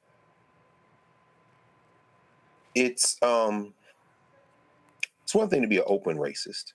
It's quite another to believe, because as you just said, Nola, as you said, Dr. Haynes, because you have been thoroughly brainwashed in a cultural and ideological position that Black people are simply not human, or certainly not as good as you are. That is the Christian fascist view. And thank you for making that very keen and important distinction, Nola, between Catholicism more broadly, which is the original European form of Christianity, of course, and the extremist view. As is extremism is Islam, there's extremism in Judaism, and extremism, of course, in Christianity. We see the extremism in Judaism playing out partially in Israel right now. So that's going to block them from ever doing anything else. I'm thinking about two books that came out just before COVID. One by Dr. Jonathan Mertzel entitled Dying of Whiteness, How the Politics of Racial Resentment is Killing America's Heartland. You've mentioned this book before. The idea that voting against their political interests, their class interests, they would rather die. And we see, as a result of the policies that have been fomented by those owned by the billionaires who installed them in office, in part by weaponizing this propaganda, even as Elon Musk says, he's not going to spend millions and millions more anyway, because maybe there's a growing resistance. we see that because of those policy cuts, because of the cuts in schools and social services and resistance to the Affordable Care Act and expanding Medicaid, well, you see the increasing deaths among white people from gun violence, those falling life expectancies you mentioned, and the rising dropout rates and so many other things. They are literally, and this is a medical doctor, Dr. Metzel, he says they're dying of whiteness. Now, contrast that with Black fatigue, Mary Frances Winter's book, which came out a few months later. Black fatigue, how racism erodes the mind, body, and spirit. We are tired of trying to appeal to people based on our common humanity when they are looking at us like, it's not that I hate you, Black girl. It's not that I hate you, Black boy. It's just that you're a different species. And I look at you the way I might look at my pet, sometimes with sympathy, sometimes with celebration if you're my favorite rapper or basketball player, but always as something just a little different than I am. Those would be the liberal Afrikaners in South Africa. In fact, when Ramaphosa brought his cabinet there, he had some Afrikaners with him. I look at Ernie Els, the Big Easy, the golfer who tried to plead to his common whiteness with Donald Trump yesterday in the Oval Office. And I wonder, does Ernie Els look at Cyril Ramaphosa as being his equal? Or does he just say, I tolerate you and you're a nice species, but you're a little bit different than me? I would almost trend toward the latter. And this is where we're going with this.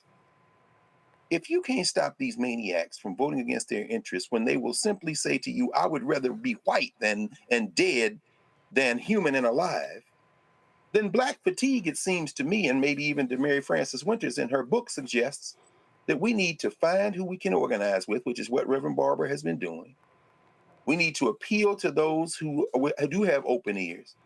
And the Scott Jenningses of the world, and the Junior Varsity Vances of the world, and the Tim Scotts of the world, and the 8 Negroes who voted for, Lord have mercy, the funniest thing about that I saw on social media about the new and then the so-called president of Florida A&M, I can't repeat here. Let's just say that somebody tweeted that blank sits on the highest of 7 hills, and you can kind of infer the rest in terms of drug abuse and what might be inferred from that. But the point is that those people all share one thing in common. It isn't race. It is a fealty to toady and kowtow and kiss ass and do whatever they can not to return to that coal mine, not to return to that cotton field, not to return to that job that they think is beneath them. And they will do anything to foment that. Let's start wasting our breath with Scott Jennings.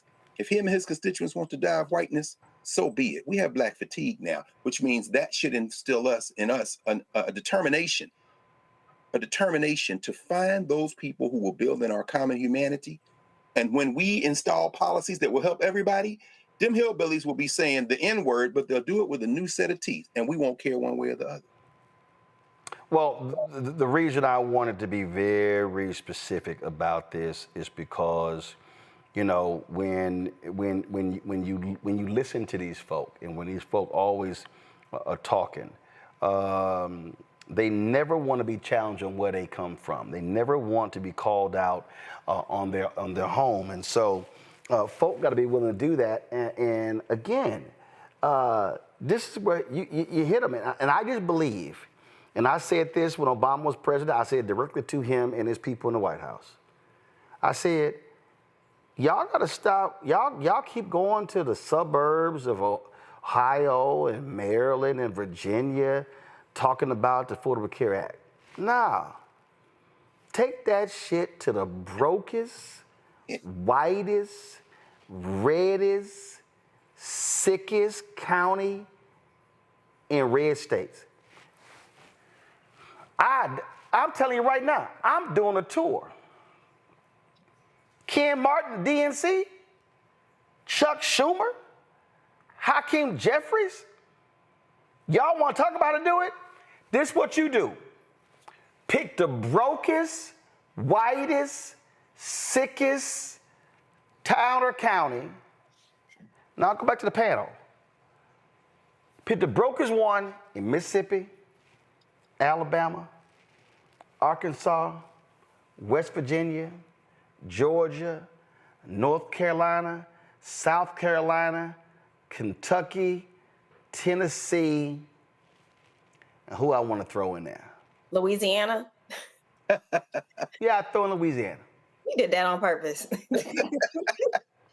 I picked them 10. And I would sit here and say, let's talk about how this bill gonna jack y'all up. force the local media to show up, send text messages, invite them out, and then say, why y'all not challenging your U.S. Senator?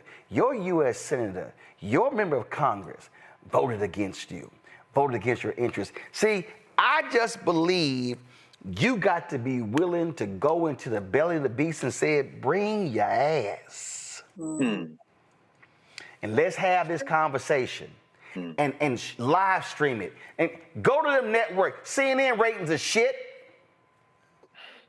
Go to CNN, go to MSNBC. Hell, I would even say Fox News, y'all want to come to and recite the figures. I would sit there and say, we're in so-and-so county. This is the surrounding data of the 10 counties around us. This is how much they make it. This is how much they in poverty. This is when it comes to food insecurity. See, you got to challenge them where they are. Yeah, that's true. To me, and then you say, Trump, fly your ass here instead of going to Mar-a-Lago.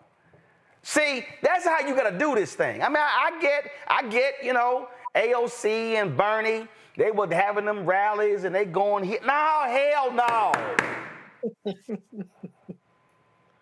Go on their turf. Bring the cameras with you. To me, that's how you do this. And then look them in the eye and say, so y'all broke, y'all sick, y'all tired, y'all illiterate, and y'all still voting for them? Who's the fool? Let me go to a break. I'll be right back.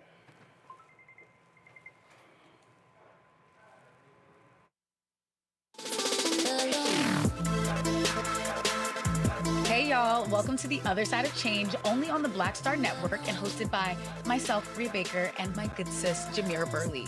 We are just two millennial women tackling everything at the intersection of politics, gender, and pop culture. And we don't just settle for commentary. This is about solution-driven dialogue to get us to the world as it could be and not just as it is. Watch us on the Black Star Network, so tune in to The Other Side of Change.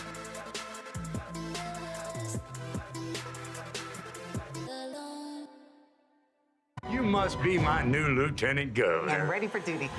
I think I can make a difference. Just be a good girl. I'm gonna need some dinner and a lot of wine. I really don't think that he thinks I'm qualified. What you gonna do? Pump my shoulders. When you want something and you earn something, you fight for it. Kids, do you know who this is? Mary J. Blige. I didn't know we was about to be attacked by all of Nick Cannon's kids at once.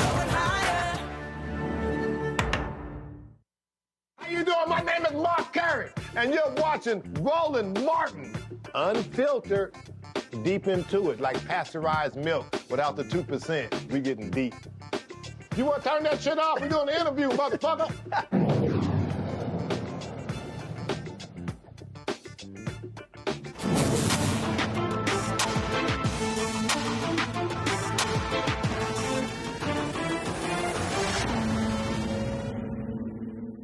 Well, they had a Judiciary Committee hearing, and Texas Congresswoman Jasmine Crockett had to school her GOP colleagues on the basics of the U.S. Constitution. She had to remind everyone the Fifth Amendment guarantees due process even for immigrants. Well, those remarks she made did not sink in.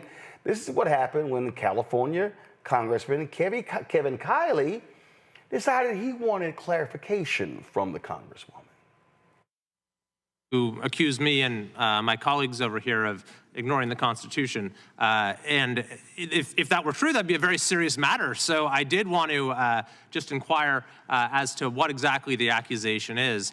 So I'll happily yield to the gentlewoman from Texas if she'd like to respond.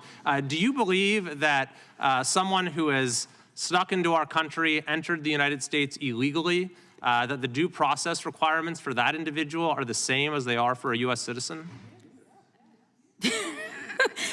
I thought the question was for me, but it seems like the lawyers on this side or just my entire team knows the answer. Mr. Chairman?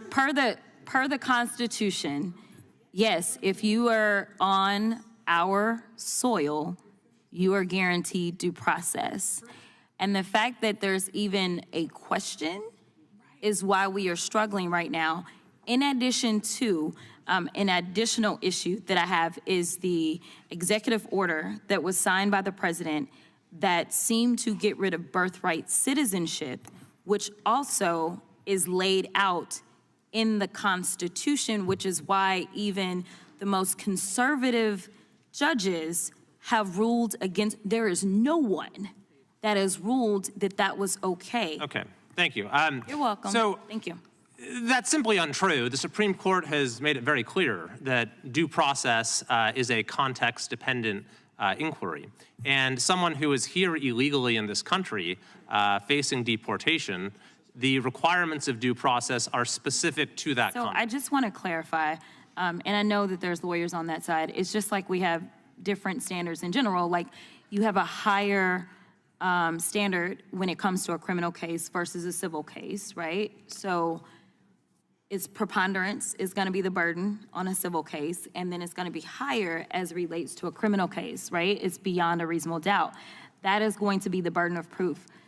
When the Supreme Court was making distinctions, the distinctions weren't necessarily between is this person a citizen or is this person not.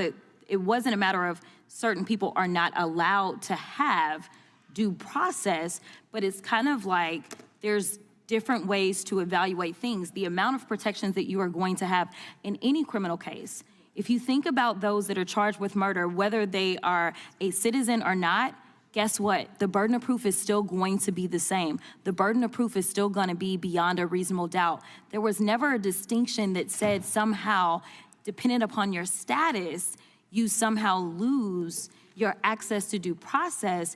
And frankly, that is honestly the only thing that the Supreme Court has been consistent on, is that there are due process rights that are going to be afforded to everyone that is found within our jurisdiction in the United States. I have not seen a case where they have said, no, it's okay for someone not to have due process. That is why the plane that was about to leave Texas, they said stop the plane literally at 1 a.m.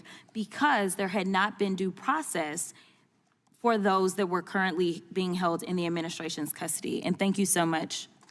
Thank you. I think I understand your position a little better now. I can't say I agree with everything you said, but I would just say perhaps be careful with throwing out accusations or ignoring the Constitution, without carefully considering those statements, because the demands of due process is not just something that is the same in every context. It's Mr. very Chairman, much I have a context. unanimous. So I yield back. A unanimous consent request. Gentlelady is recognized for unanimous consent. I'd like to submit for the record the Constitution of the United States Fifth Amendment explained, so that the gentleman can see exactly what is in the Constitution, where it says no person shall be deprived of due process. I would just point out the Supreme Court, as the gentleman from California has said, has firmly, I'm quoting the Rehnquist from Justice Rehnquist, has firmly and repeatedly endorsed the proposition that Congress may make rules as to aliens that would be unacceptable if applied to citizens. But currently the Constitution says, it's not the same process due American citizens. Mr. Chairman, it just says no person. Objection, the Fifth Amendment will be entered in front of the Judiciary Committee's record. Thank you so much. I just wanted to make sure everybody knows what the Fifth Amendment says. We will take Maybe that. we could introduce the 14th Amendment too, Mr. Chairman. Okay, that's fine too. Well, you can introduce the whole Constitution. God bless you.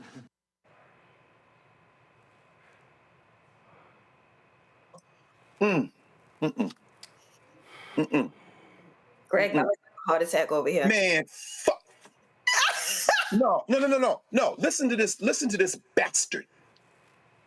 You can introduce the whole Constitution. The only 3 words that mean anything in what he said at the end were the last 3. God bless you. These are theocrats. Let me be very clear about what we just heard. This has been litigated. The Fifth Amendment applies to the United States.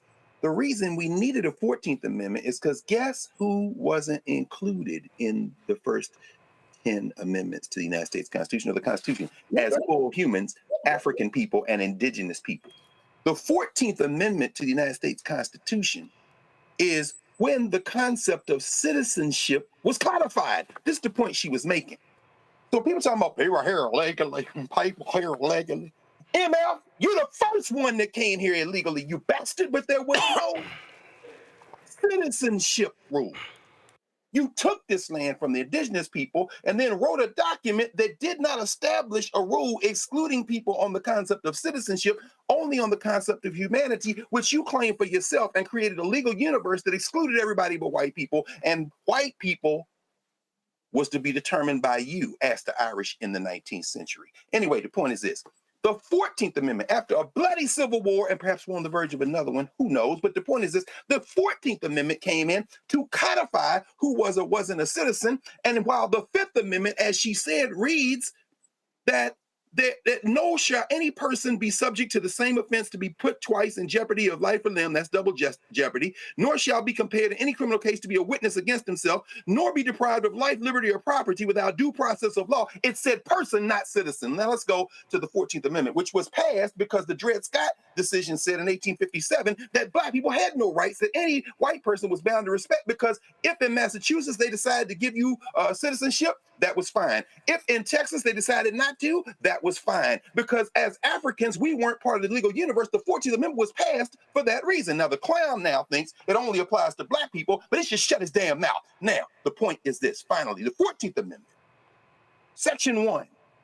All persons born and naturalized in the United States and subject to the jurisdiction thereof are citizens of the United States and the state in which they reside. That is a direct shot at Roger Taney, who said that you're a citizen of a state and the United States. He made up a legal fiction of federal citizenship as if you can be a citizen of the United States and there's some place where it's not subject to the polity of the jurisdiction of the United States. But that's fine. They cured it there. But the problem, what they're going after birthright citizenship for is the second part of that first sentence, which says subject to the jurisdiction thereof. It's a lie.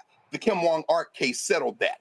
That was a guy who was born in San Francisco, whose parents had come from China, and he is one of the few people in the United States Supreme Court history who has his name in a decision. If somebody said, you're not a citizen, he said, my name's Kim Wong-Ark. The Supreme Court said I was a citizen, didn't stop when he went to El Paso, Texas a few years later. Them crackers down there arrested him and accused him of not being a citizen, and it took him months to prove he was, with a Supreme Court with his case with his name on it in his back pocket. But the important, and here is the important sentence in the 14th Amendment.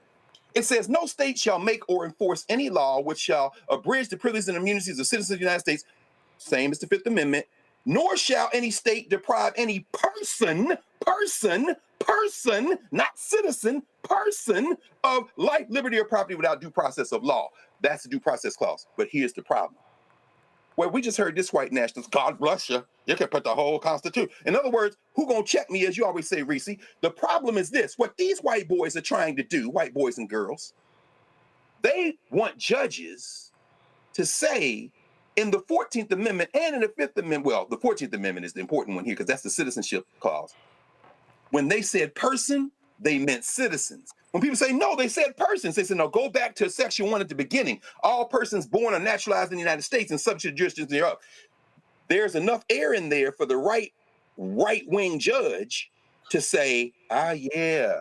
So the interpretation I'm going to give, this is what they teach in law school when they start talking about statutory interpretation. I interpret person in that second sentence to mean citizen, as it is should be controlled by the first sentence. It's a fringe argument. It never had any breath in it. But because you Negroes decided that elections don't matter, and then because the Democratic Party does silly things, like let people die in office. You know, the last 8 members of the federal legislature, 7 in the House and 1 in the Senate, that died in office, all of them was Democrats, 215 to 214 last election. Connolly of Virginia, you got Grijalva of Arizona, Sylvester Turner in Texas, and before that, Pascrell of New Jersey, Jackson Lee of Texas, Payne of New Jersey, Feinstein of California, Senator Feinstein, and McKeeshan of Virginia. Everybody died in office. It got close enough to steal, and now we got to go on this hell ride together. Jasmine Crockett can't explain this to them any clearer, but they don't care. They don't care. The law is whatever the hell the judge says it is, and if you don't agree with the judge don't agree with you, and you're the president of the United States, you know what they can do? They can ignore the law, and we're going to be in the streets. This is a serious thing now.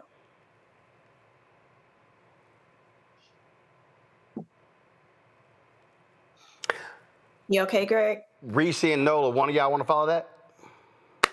I mean, God.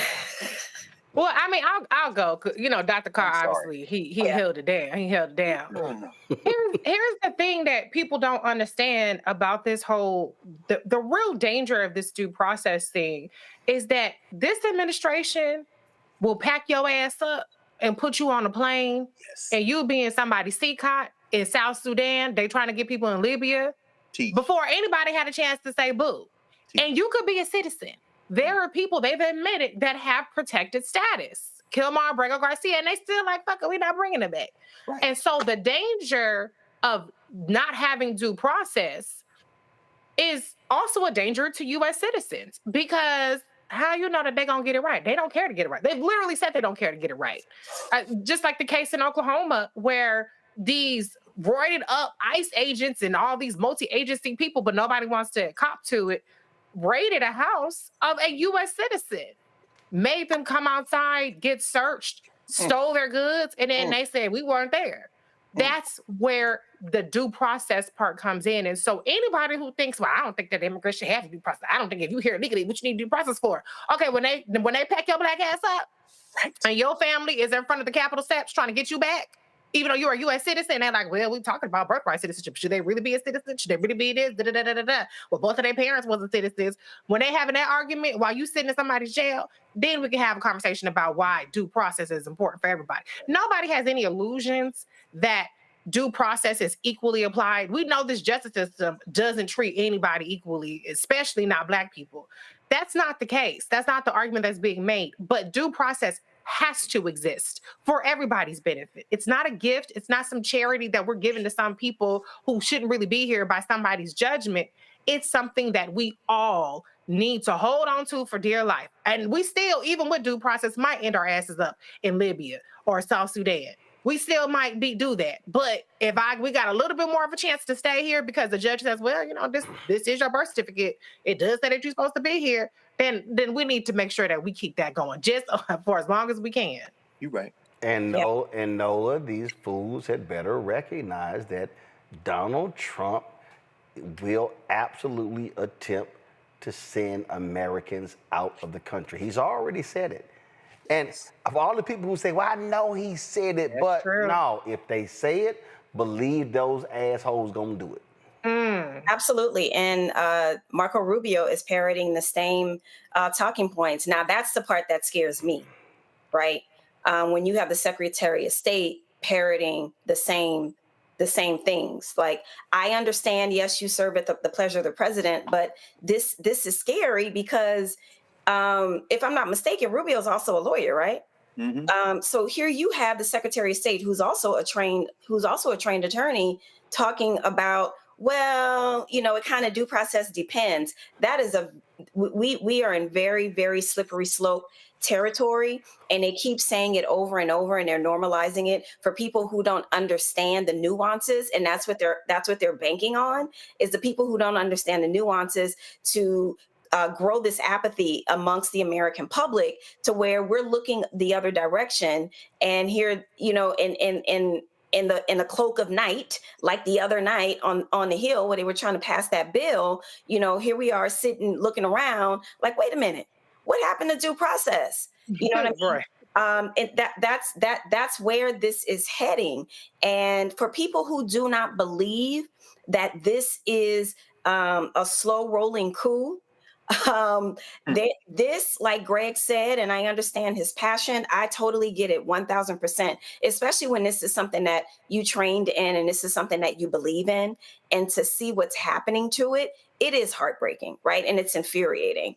But I'm telling you, one day we're going to wake up, because we were so distracted with being bombarded with so much, right? That we are going to be a country with no rules, no laws, and that's scary territory. And further, you know, I'll say that I'm really concerned.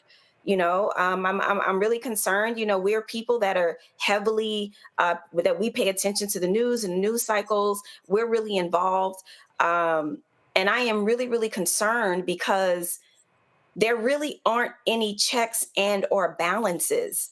The way in which the Republicans have done this thing, it's like they have blanketed, you know, every single lever of the government. And then in Congress, the people, I need y'all to understand how important 26 is. And before we get there, they will try to pull something. They are going to try to do something to interrupt the 2026 elections. I'm telling you right now. Yeah. But in addition to that, we can't stay at home because of it. Our lives are on the line here, people. They are trying to do away with due process. They are trying to do away with the Constitution. That's right. That is the foundational document of this country. And like Greg said, that document has not always served us. It has not always worked in our favor. But the larger point is, it doesn't matter, because we're talking about the nuts and bolts of what keeps this country together, what keeps this democracy together. And we are hanging off a cliff. And I need y'all to understand how important 2026 is, how important your local elections are every single Tuesday. Y'all have to be civically engaged. We are in trouble. All right, folks, we come back. We'll have a business owner for our shopblackstarnetwork.com website. And so we have the conversation next. Don't forget to support the work that we do by joining our Bring the Funk fan club. The goal is to get 20,000 of our fans contributing on average $50 each a year. That's $4.19 a month, 13 cents a day. If you can't give that, give less. We totally understand it. We appreciate it. If you can give more, that'd be great as well. We purposely do not charge a subscription fee because we want the content widely available. If you want to contribute via Cash App, use the Stripe QR code. You see it right here. Also, you want to send a check and money order, make it payable to Roland Martin Unfiltered, P.O. Box 57196, Washington, D.C., 20037-0196. PayPal's R Martin Unfiltered, Venmo RM Unfiltered, Zelle Roland at RolandSMartin.com, Roland at RolandMartinUnfiltered.com. We'll be right back.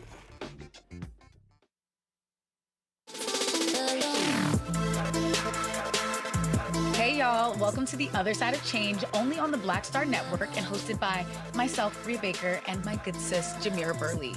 We are just two millennial women tackling everything at the intersection of politics, gender, and pop culture. And we don't just settle for commentary. This is about solution-driven dialogue to get us to the world as it could be and not just as it is. Watch us on the Black Star Network, so tune in to The Other Side of Change.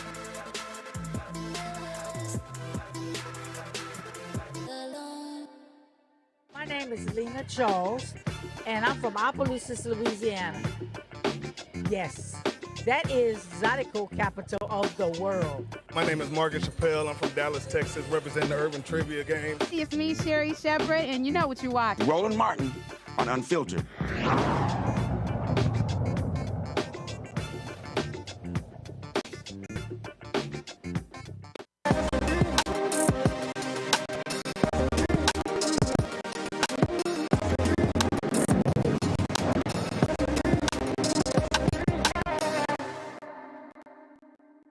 All right, folks, time for our shopblackstarnetwork.com segment, part of our marketplace where we focus on black-owned businesses. Now, we all have a sweet tooth, and one black-owned business in Chicago has just about everything to soothe anyone's cravings.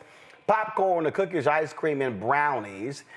They have it. Layla Batoy Dillon, the founder, joins us right now. Is it Batoy or Bitoy? Just pronounce that for us. Layla Batoy. Batoy. So the company is Batoy Sweet Treats. That's it? You got it. All right. So here I have a box right here. Give me camera 3. Come on. Show me the one back. Okay, there we go. All right, so I got the big box here. We see Taste the Magic right here. And so in the box, let's see, I've got, a walnut brownie. All right. Now, these sold individual, or do you sell it as a box set? So we have a few different things that are out in terms of individuals. So you can get the individual brownies in a set of 3, 6, or 12. But we also have some bundles that are available. And what I'll say is, first, thanks for having us on the show. I'm Layla Batoy Dillon, CEO and founder of Batoy Sweet Treats. We are a luxury treat manufacturer here in Chicago, going on 10 years of business. We're all about food, family, fun, and legacy. And you can find our products in amazing marketplaces like here, but also in O'Hare and Midway airports as well if you're traveling here locally to Chicago. So I'm going through this here, and again, I see a walnut brownie. Let's see right here. We've got, is this a lemon cake? Is that what this is?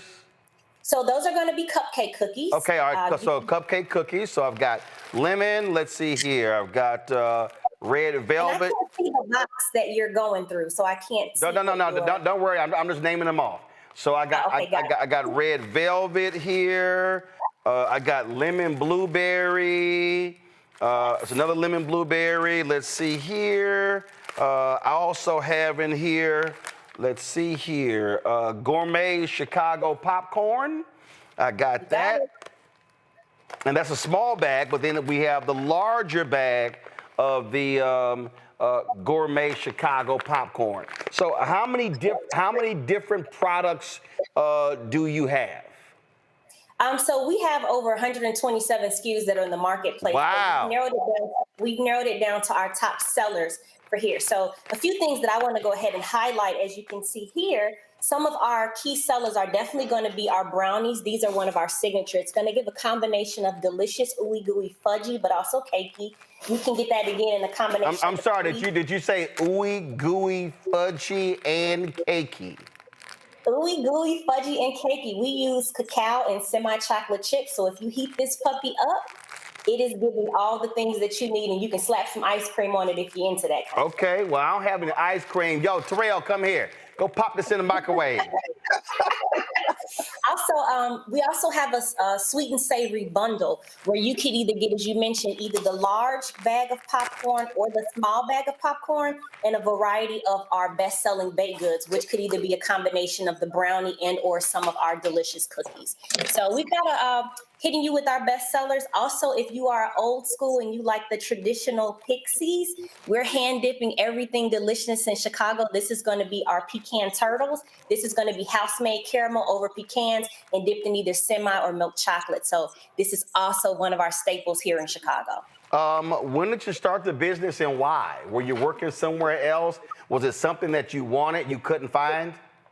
So by trade, I'm actually a management consulting girl. So I've lived, traveled, and worked for the top 3 consulting firms. And I just got really tired of wheels up to wheels down, always traveling.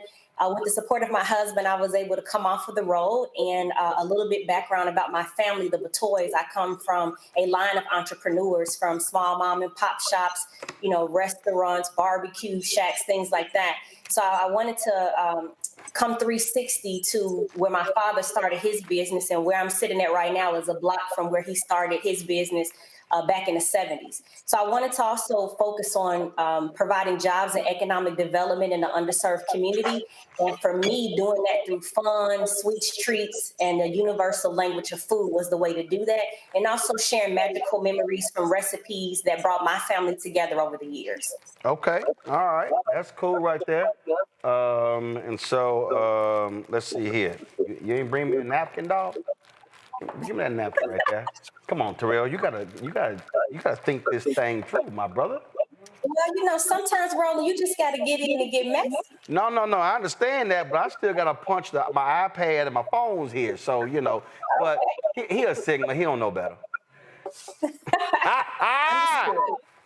all right. So you chose to go the sweet route, and how many employees do you have? We currently have 5 folks that are working inside of our production facility. All of them are minorities that are local here to Chicago's West Side. And then we have an additional 3 that will be doing what I would call like corporate functions, including myself. Okay, now first of all, let me be real clear. Everything for me is black. I like chocolate cake. I like chocolate ice cream. All my cars been black. All my women been black. So that's how I roll. This is a good, yeah, if this was with some ice cream, this would be the bomb. Yeah, our brownies are, you ain't lying. Some people like, why are you heating this? I'm like, y'all don't understand. I said a brownie or chocolate cake heated up changes everything, but this is damn good. I'm sorry, go ahead. Heat it up to taste the magic. Those are also going to be made with natural and fresh ingredients, so you don't have to feel as guilty as you're enjoying every bite of that. All right, then. Greg, you still there? You got a question? Hey, Greg. Man. Well, I wish we can tell by the sound of your voice as you chewing on this how delicious you do it. Folks in the chat talking about don't smack. Man, what the hell you think I'm going to do? What you going to do? Sister Layla, first of all, congratulations on 10 years. I was looking at your being recognized by the Bears back in 2022 in Small Business All-Pro Game Days Eats Of edition. and winning that competition. Congratulations on that as well. And it was an interesting line in terms of kind of the origin story of this work. You talked about being in Italy and learning how to make gelato, but then, and I love how you combine this with the question of legacy, saying, yeah, this is delicious and gelato is all good, but I'm gonna integrate some sweet potato, peach cobbler, and red velvet. Could you talk about this gelato experience you had and then how you blacked it up? Yeah, so at the time that I was expatting for my work, sweet treats wasn't even the thing at the time. And traditionally, Italians are a very close-knit culture. So I was very grateful that they took me in and even allowed to show me how to do that. But for me, again, my flavor palette, though, I've lived, traveled, worked all over the world.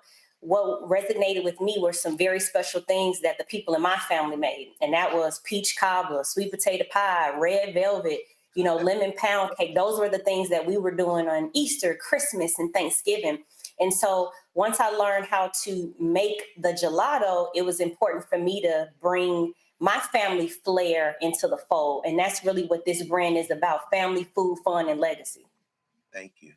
Wow. Well, I can tell you, and luckily I had a workout and I had limited my food intake. So we ain't gonna go because, first of all, the lemon blueberry looks fire. The lemon is fire. Only thing, my wife, she do that gourmet popcorn. I don't do all that. So she crazy about Garrett's and all y'all people in Chicago. Look, I eat regular ass popcorn, so I don't need all that extra stuff on my popcorn. I keep it real plain. Just give me some damn butter and salt, and we good. But this is fabulous. So someone in the chat wants to know what terminal are you in? You at O'Hare and Midway? We're at Midway on O'Hare. If you're coming through Midway, as soon as you come through, we're going to be in a store called Evolve. If you're going in O'Hare, we're going to be in terminals 1 and 3. You're looking for stores 6 Point Markets, Branch and Boulevard, Evolve, or any combination of the Hudson newsstands are where our products can be located. So folks, we want y'all to go to shopblackstarnetwork.com. Go to my iPad, Antoine. And Roland, I'll say we already got quite a few orders before we even hopped on today. So people are really buying the brownies, and they're also buying that sweet and savory bundle. So just heads up for anyone who's watching who ordered before I hopped on, all your orders have shipped, and you'll be enjoying that from Memorial Day weekend. Now let me help everybody out, okay, y'all? I'm being straight up. See, I couldn't do one of the morning shows. You know what they had? Now going back. One of the morning shows where they have the cooking segments and they taste some food and they lying. I don't front. I'm just letting you. Listen. I'm not lying. I'm not lying. Again, I appreciate Layla being here, but I'm telling y'all right now, if this brownie was not good, if this brownie was not the bomb, I would have ate a corner and I would have pushed that sucker aside. I'm telling y'all, I don't front. This a damn good ass brownie. And the brownie, and again, now there's some brownies y'all eat where you need the ice cream to go with it to offset it. No, you can eat this plain. Heat it up. This is lit. So again, I don't front. I don't play. If it wasn't the case, I'd be sitting here like, okay, we appreciate it. I'm just saying. And so Carol just got my ear. Are you sharing with us? No. Let's see. Hold up. Let's see here. Y'all can have the popcorn. And let's see here. I leave what y'all one red velvet. Let's see, there's a lemon blueberry. I leave y'all one of those. There's a lemon. I'm gonna leave y'all one of those. Let's see how many people in there. Let's see here. There's another red velvet. So that's, let's see here, that's 4. There's a lemon blueberry. So we're gonna do this here. I'm gonna put the lemon back and and I'm gonna take the lemon blueberry. But the other 2 fudge brownies, y'all, they staying with me. So I'm just And Roland, may I ask, did you just get your box that you're opening it for the first time? Yeah, Kara brought it out here. Kara brought it out here right before the segment. And I want to just highlight the quality of our freshness. That box was delivered to you last week. So everything that you're eating is already 6-7 days old. Wow. So that box was sent out to you last week. We really pride ourselves on freshness and quality. So what you're getting and what you're experiencing from Roland is the same commitment that we give to every order. We like to do wow and delight, and everything is packed and made fresh. Okay. All right, go to my iPad. All right. Yeah, I'm smacking. Batoy Sweet Treats on shopblackstarnetwork.com. Y'all see it right here. You see the items. You can order right here. Remember, y'all, Father's Day is coming up. You got birthdays. Y'all want to hand out some Juneteenth. If y'all going to have some Juneteenth celebrations and parties, here you go right here. Y'all support this Black-owned business. That's why we created this marketplace segment specifically to give an opportunity for Black-owned businesses. Marketing costs are real. And so we have, of course, a massive audience. You know, we're now sitting at 1.8 million subscribers on our YouTube channel, on our way to 2 million. I think we'll be there by our 7th anniversary on September 4th. And so I want y'all to, again, pass the word. Go to shopblackstarnetwork.com for y'all to enjoy these treats from a Black-owned company. And listen, I ain't got a problem saying it. PepsiCo, they ain't spending no money with Black people. And y'all eat all these snacks and stuff along those lines. And this, Antoine gonna keep it on the sister, bruh. Thank you. Okay? Y'all stop switching. So listen, support. We need our people to be in the habit of making it intentional with our purchases. I need people to understand, you buy snacks all the time. You're buying popcorn all the time. And so yesterday, you're buying golf balls. You're doing those things. You're buying coffee. And so we've had three brands on 3 consecutive days. So y'all be sure to support it. And so again, Layla, this is awesome. And again, this fudge brownie is the shit. And so I'm not gonna eat a second one today. I ain't gonna send a second one today, Layla. So I'm gonna hold off, and I ain't gonna do it tomorrow because I'm trying to sit here. Because again, I got a golf tournament in 3 weeks. So goal is to drop 10 pounds between now and then. But we gonna hit this weekend with some ice cream. But again, absolutely great job. And you were talking about, you about to make a point about the packaging. Yeah, this is not flimsy packaging. This is, and listen, I understand when it comes to business, packaging costs money. But this is some really good packaging. It will protect your stuff. So congratulations again on this here. And so appreciate you coming on the show. Thank you for having me. Thanks a bunch. Again, folks, pull it up. Go to shopblackstarnetwork.com. Shopblackstarnetwork.com. And you can sit here and you can check it. You can check it out right here. The products. So, Layla, we appreciate that. Greg, I ain't lying, Greg. This brownie is okay. I know, Greg, you super black too. So get you a black brownie, Greg. All right, Layla, thanks a lot, folks. That is it. That's appreciated. That is it for us, folks. We appreciate all of you watching. We have more than 5,000 people watching us live just on YouTube. We want y'all right now. Still more than 4,000. I need y'all to hit the like button. We only at 1,800. Let's get to 2,500 before we get out of here. That's critically important. So there's a lot going on, y'all, that we're working on, that we're focusing on. We're launching new shows, beginning Monday, we're going to be distributing the show Truth Talks. Y'all got the promo ready? All right, so Truth Talks is coming to coming to the Black Star Network. Roll it. Coming soon to the Black Star Network. Let's go. Truth Talks is the fastest growing show about pop culture, and now exclusively on our own channel. Go ahead, say it, man. Attention!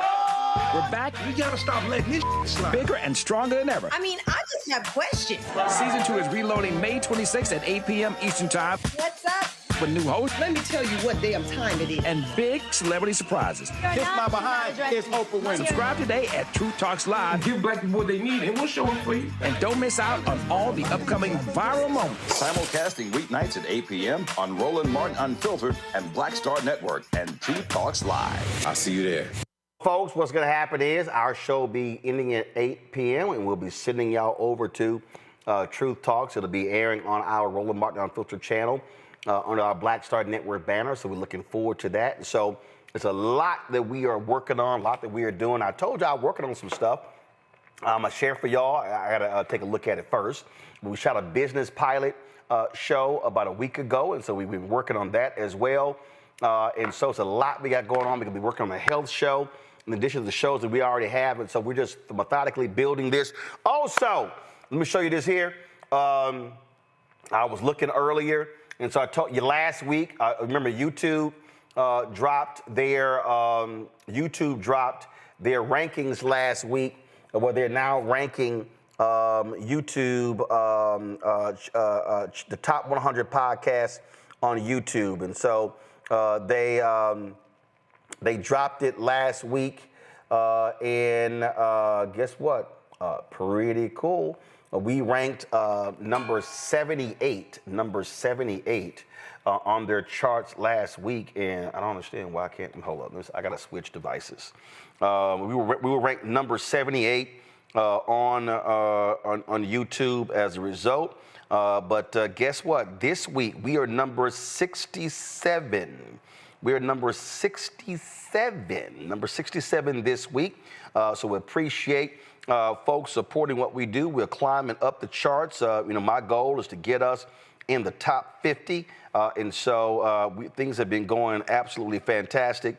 And so we appreciate everybody that's been watching the show, that supports the show, that's been sharing. That's why these likes are important, because when we send that stuff out, and so this right here, you see right here, the weekly top podcast in YouTube for May 12th through the 18th. And so you see these shows right here. And so we're going to go on down here and see where we sit. And so, boom, we're number 67. So we appreciate y'all supporting what we do. And we're just going to keep building and building and building and building and building. So, all right, folks, that's it. If y'all want to support the work that we do, please contribute to us via Cash App. Stripe QR code. Here you go right here. Click the Cash App button to contribute. You can also use this QR code for credit cards. So you're checking money order to P.O. Box, make it payable to Roland Martin Unfiltered. And, of course, P.O. Box 57196, Washington, D.C., 20037-0196. YouTube, hurry up, y'all. You got 2,200 likes. We're 300 away from 2,500. And y'all sitting over here, y'all playing around, so hit that damn like button. You want to contribute via PayPal, R. Martin Unfiltered, Venmo, RM Unfiltered, Zelle, Roland at RolandSMartin.com, Roland at RolandMartinUnfiltered.com. Also, download the Black Star Network app, Apple phone, Android phone, Apple TV, Android TV, Roku, Amazon Fire TV, Xbox One, Samsung Smart TV. Of course, you can also get my book, White Fear, How the Browning of America is Making White Folks Lose Their Minds. Available bookstores nationwide. Get your Roland Martin Unfiltered swagger. Also, Black Star Network swagger. Get our merchandise. T-shirts, hoodies, wall art, mugs, and more. Go to rolandmartin.creator-spring.com. QR code there as well. Don't forget, I want you to also download Fanbase. Get the Fanbase app. If you want to invest in Fanbase, go to startengine.com/Fanbase. And I'm leaving something out. Don't I have something else I'm supposed to be promoting? I don't have nothing else. Be sure to check out She the People on Netflix. Get the trailer ready. Starring my girl Terry Vaughn. We're gonna have her. We're gonna have my interview with her tomorrow. We shot it last week, so check it out on Netflix. Roll it. You must be my new lieutenant governor. I'm ready for duty. I think I can make a difference. Just be a good girl. I'm gonna need some dinner and a lot of wine. That's I'm really don't think that he thinks I'm qualified. What you gonna do? Pump my shoulders. When you want something and you earn something, you fight for it. Kids, do you know who this is? Mary J. Blige. I didn't know we was about to be attacked by all of Nick Cannon's kids at once. All right, She the People streaming right now on Netflix. Folks, I'll see y'all tomorrow right here, Roland Martin Unfiltered on the Black Star Network. Holla! Black Star Network is here. Oh, no punch! I'm real revolutionary right now. Thank you for being the voice of Black America. All momentum we have now, we have to keep this going. The video looks phenomenal. See, this difference between Black Star Network and black-owned media and something like CNN. You can't be black-owned media and be scared. It's time to be smart. Bring your eyeballs home. You dig?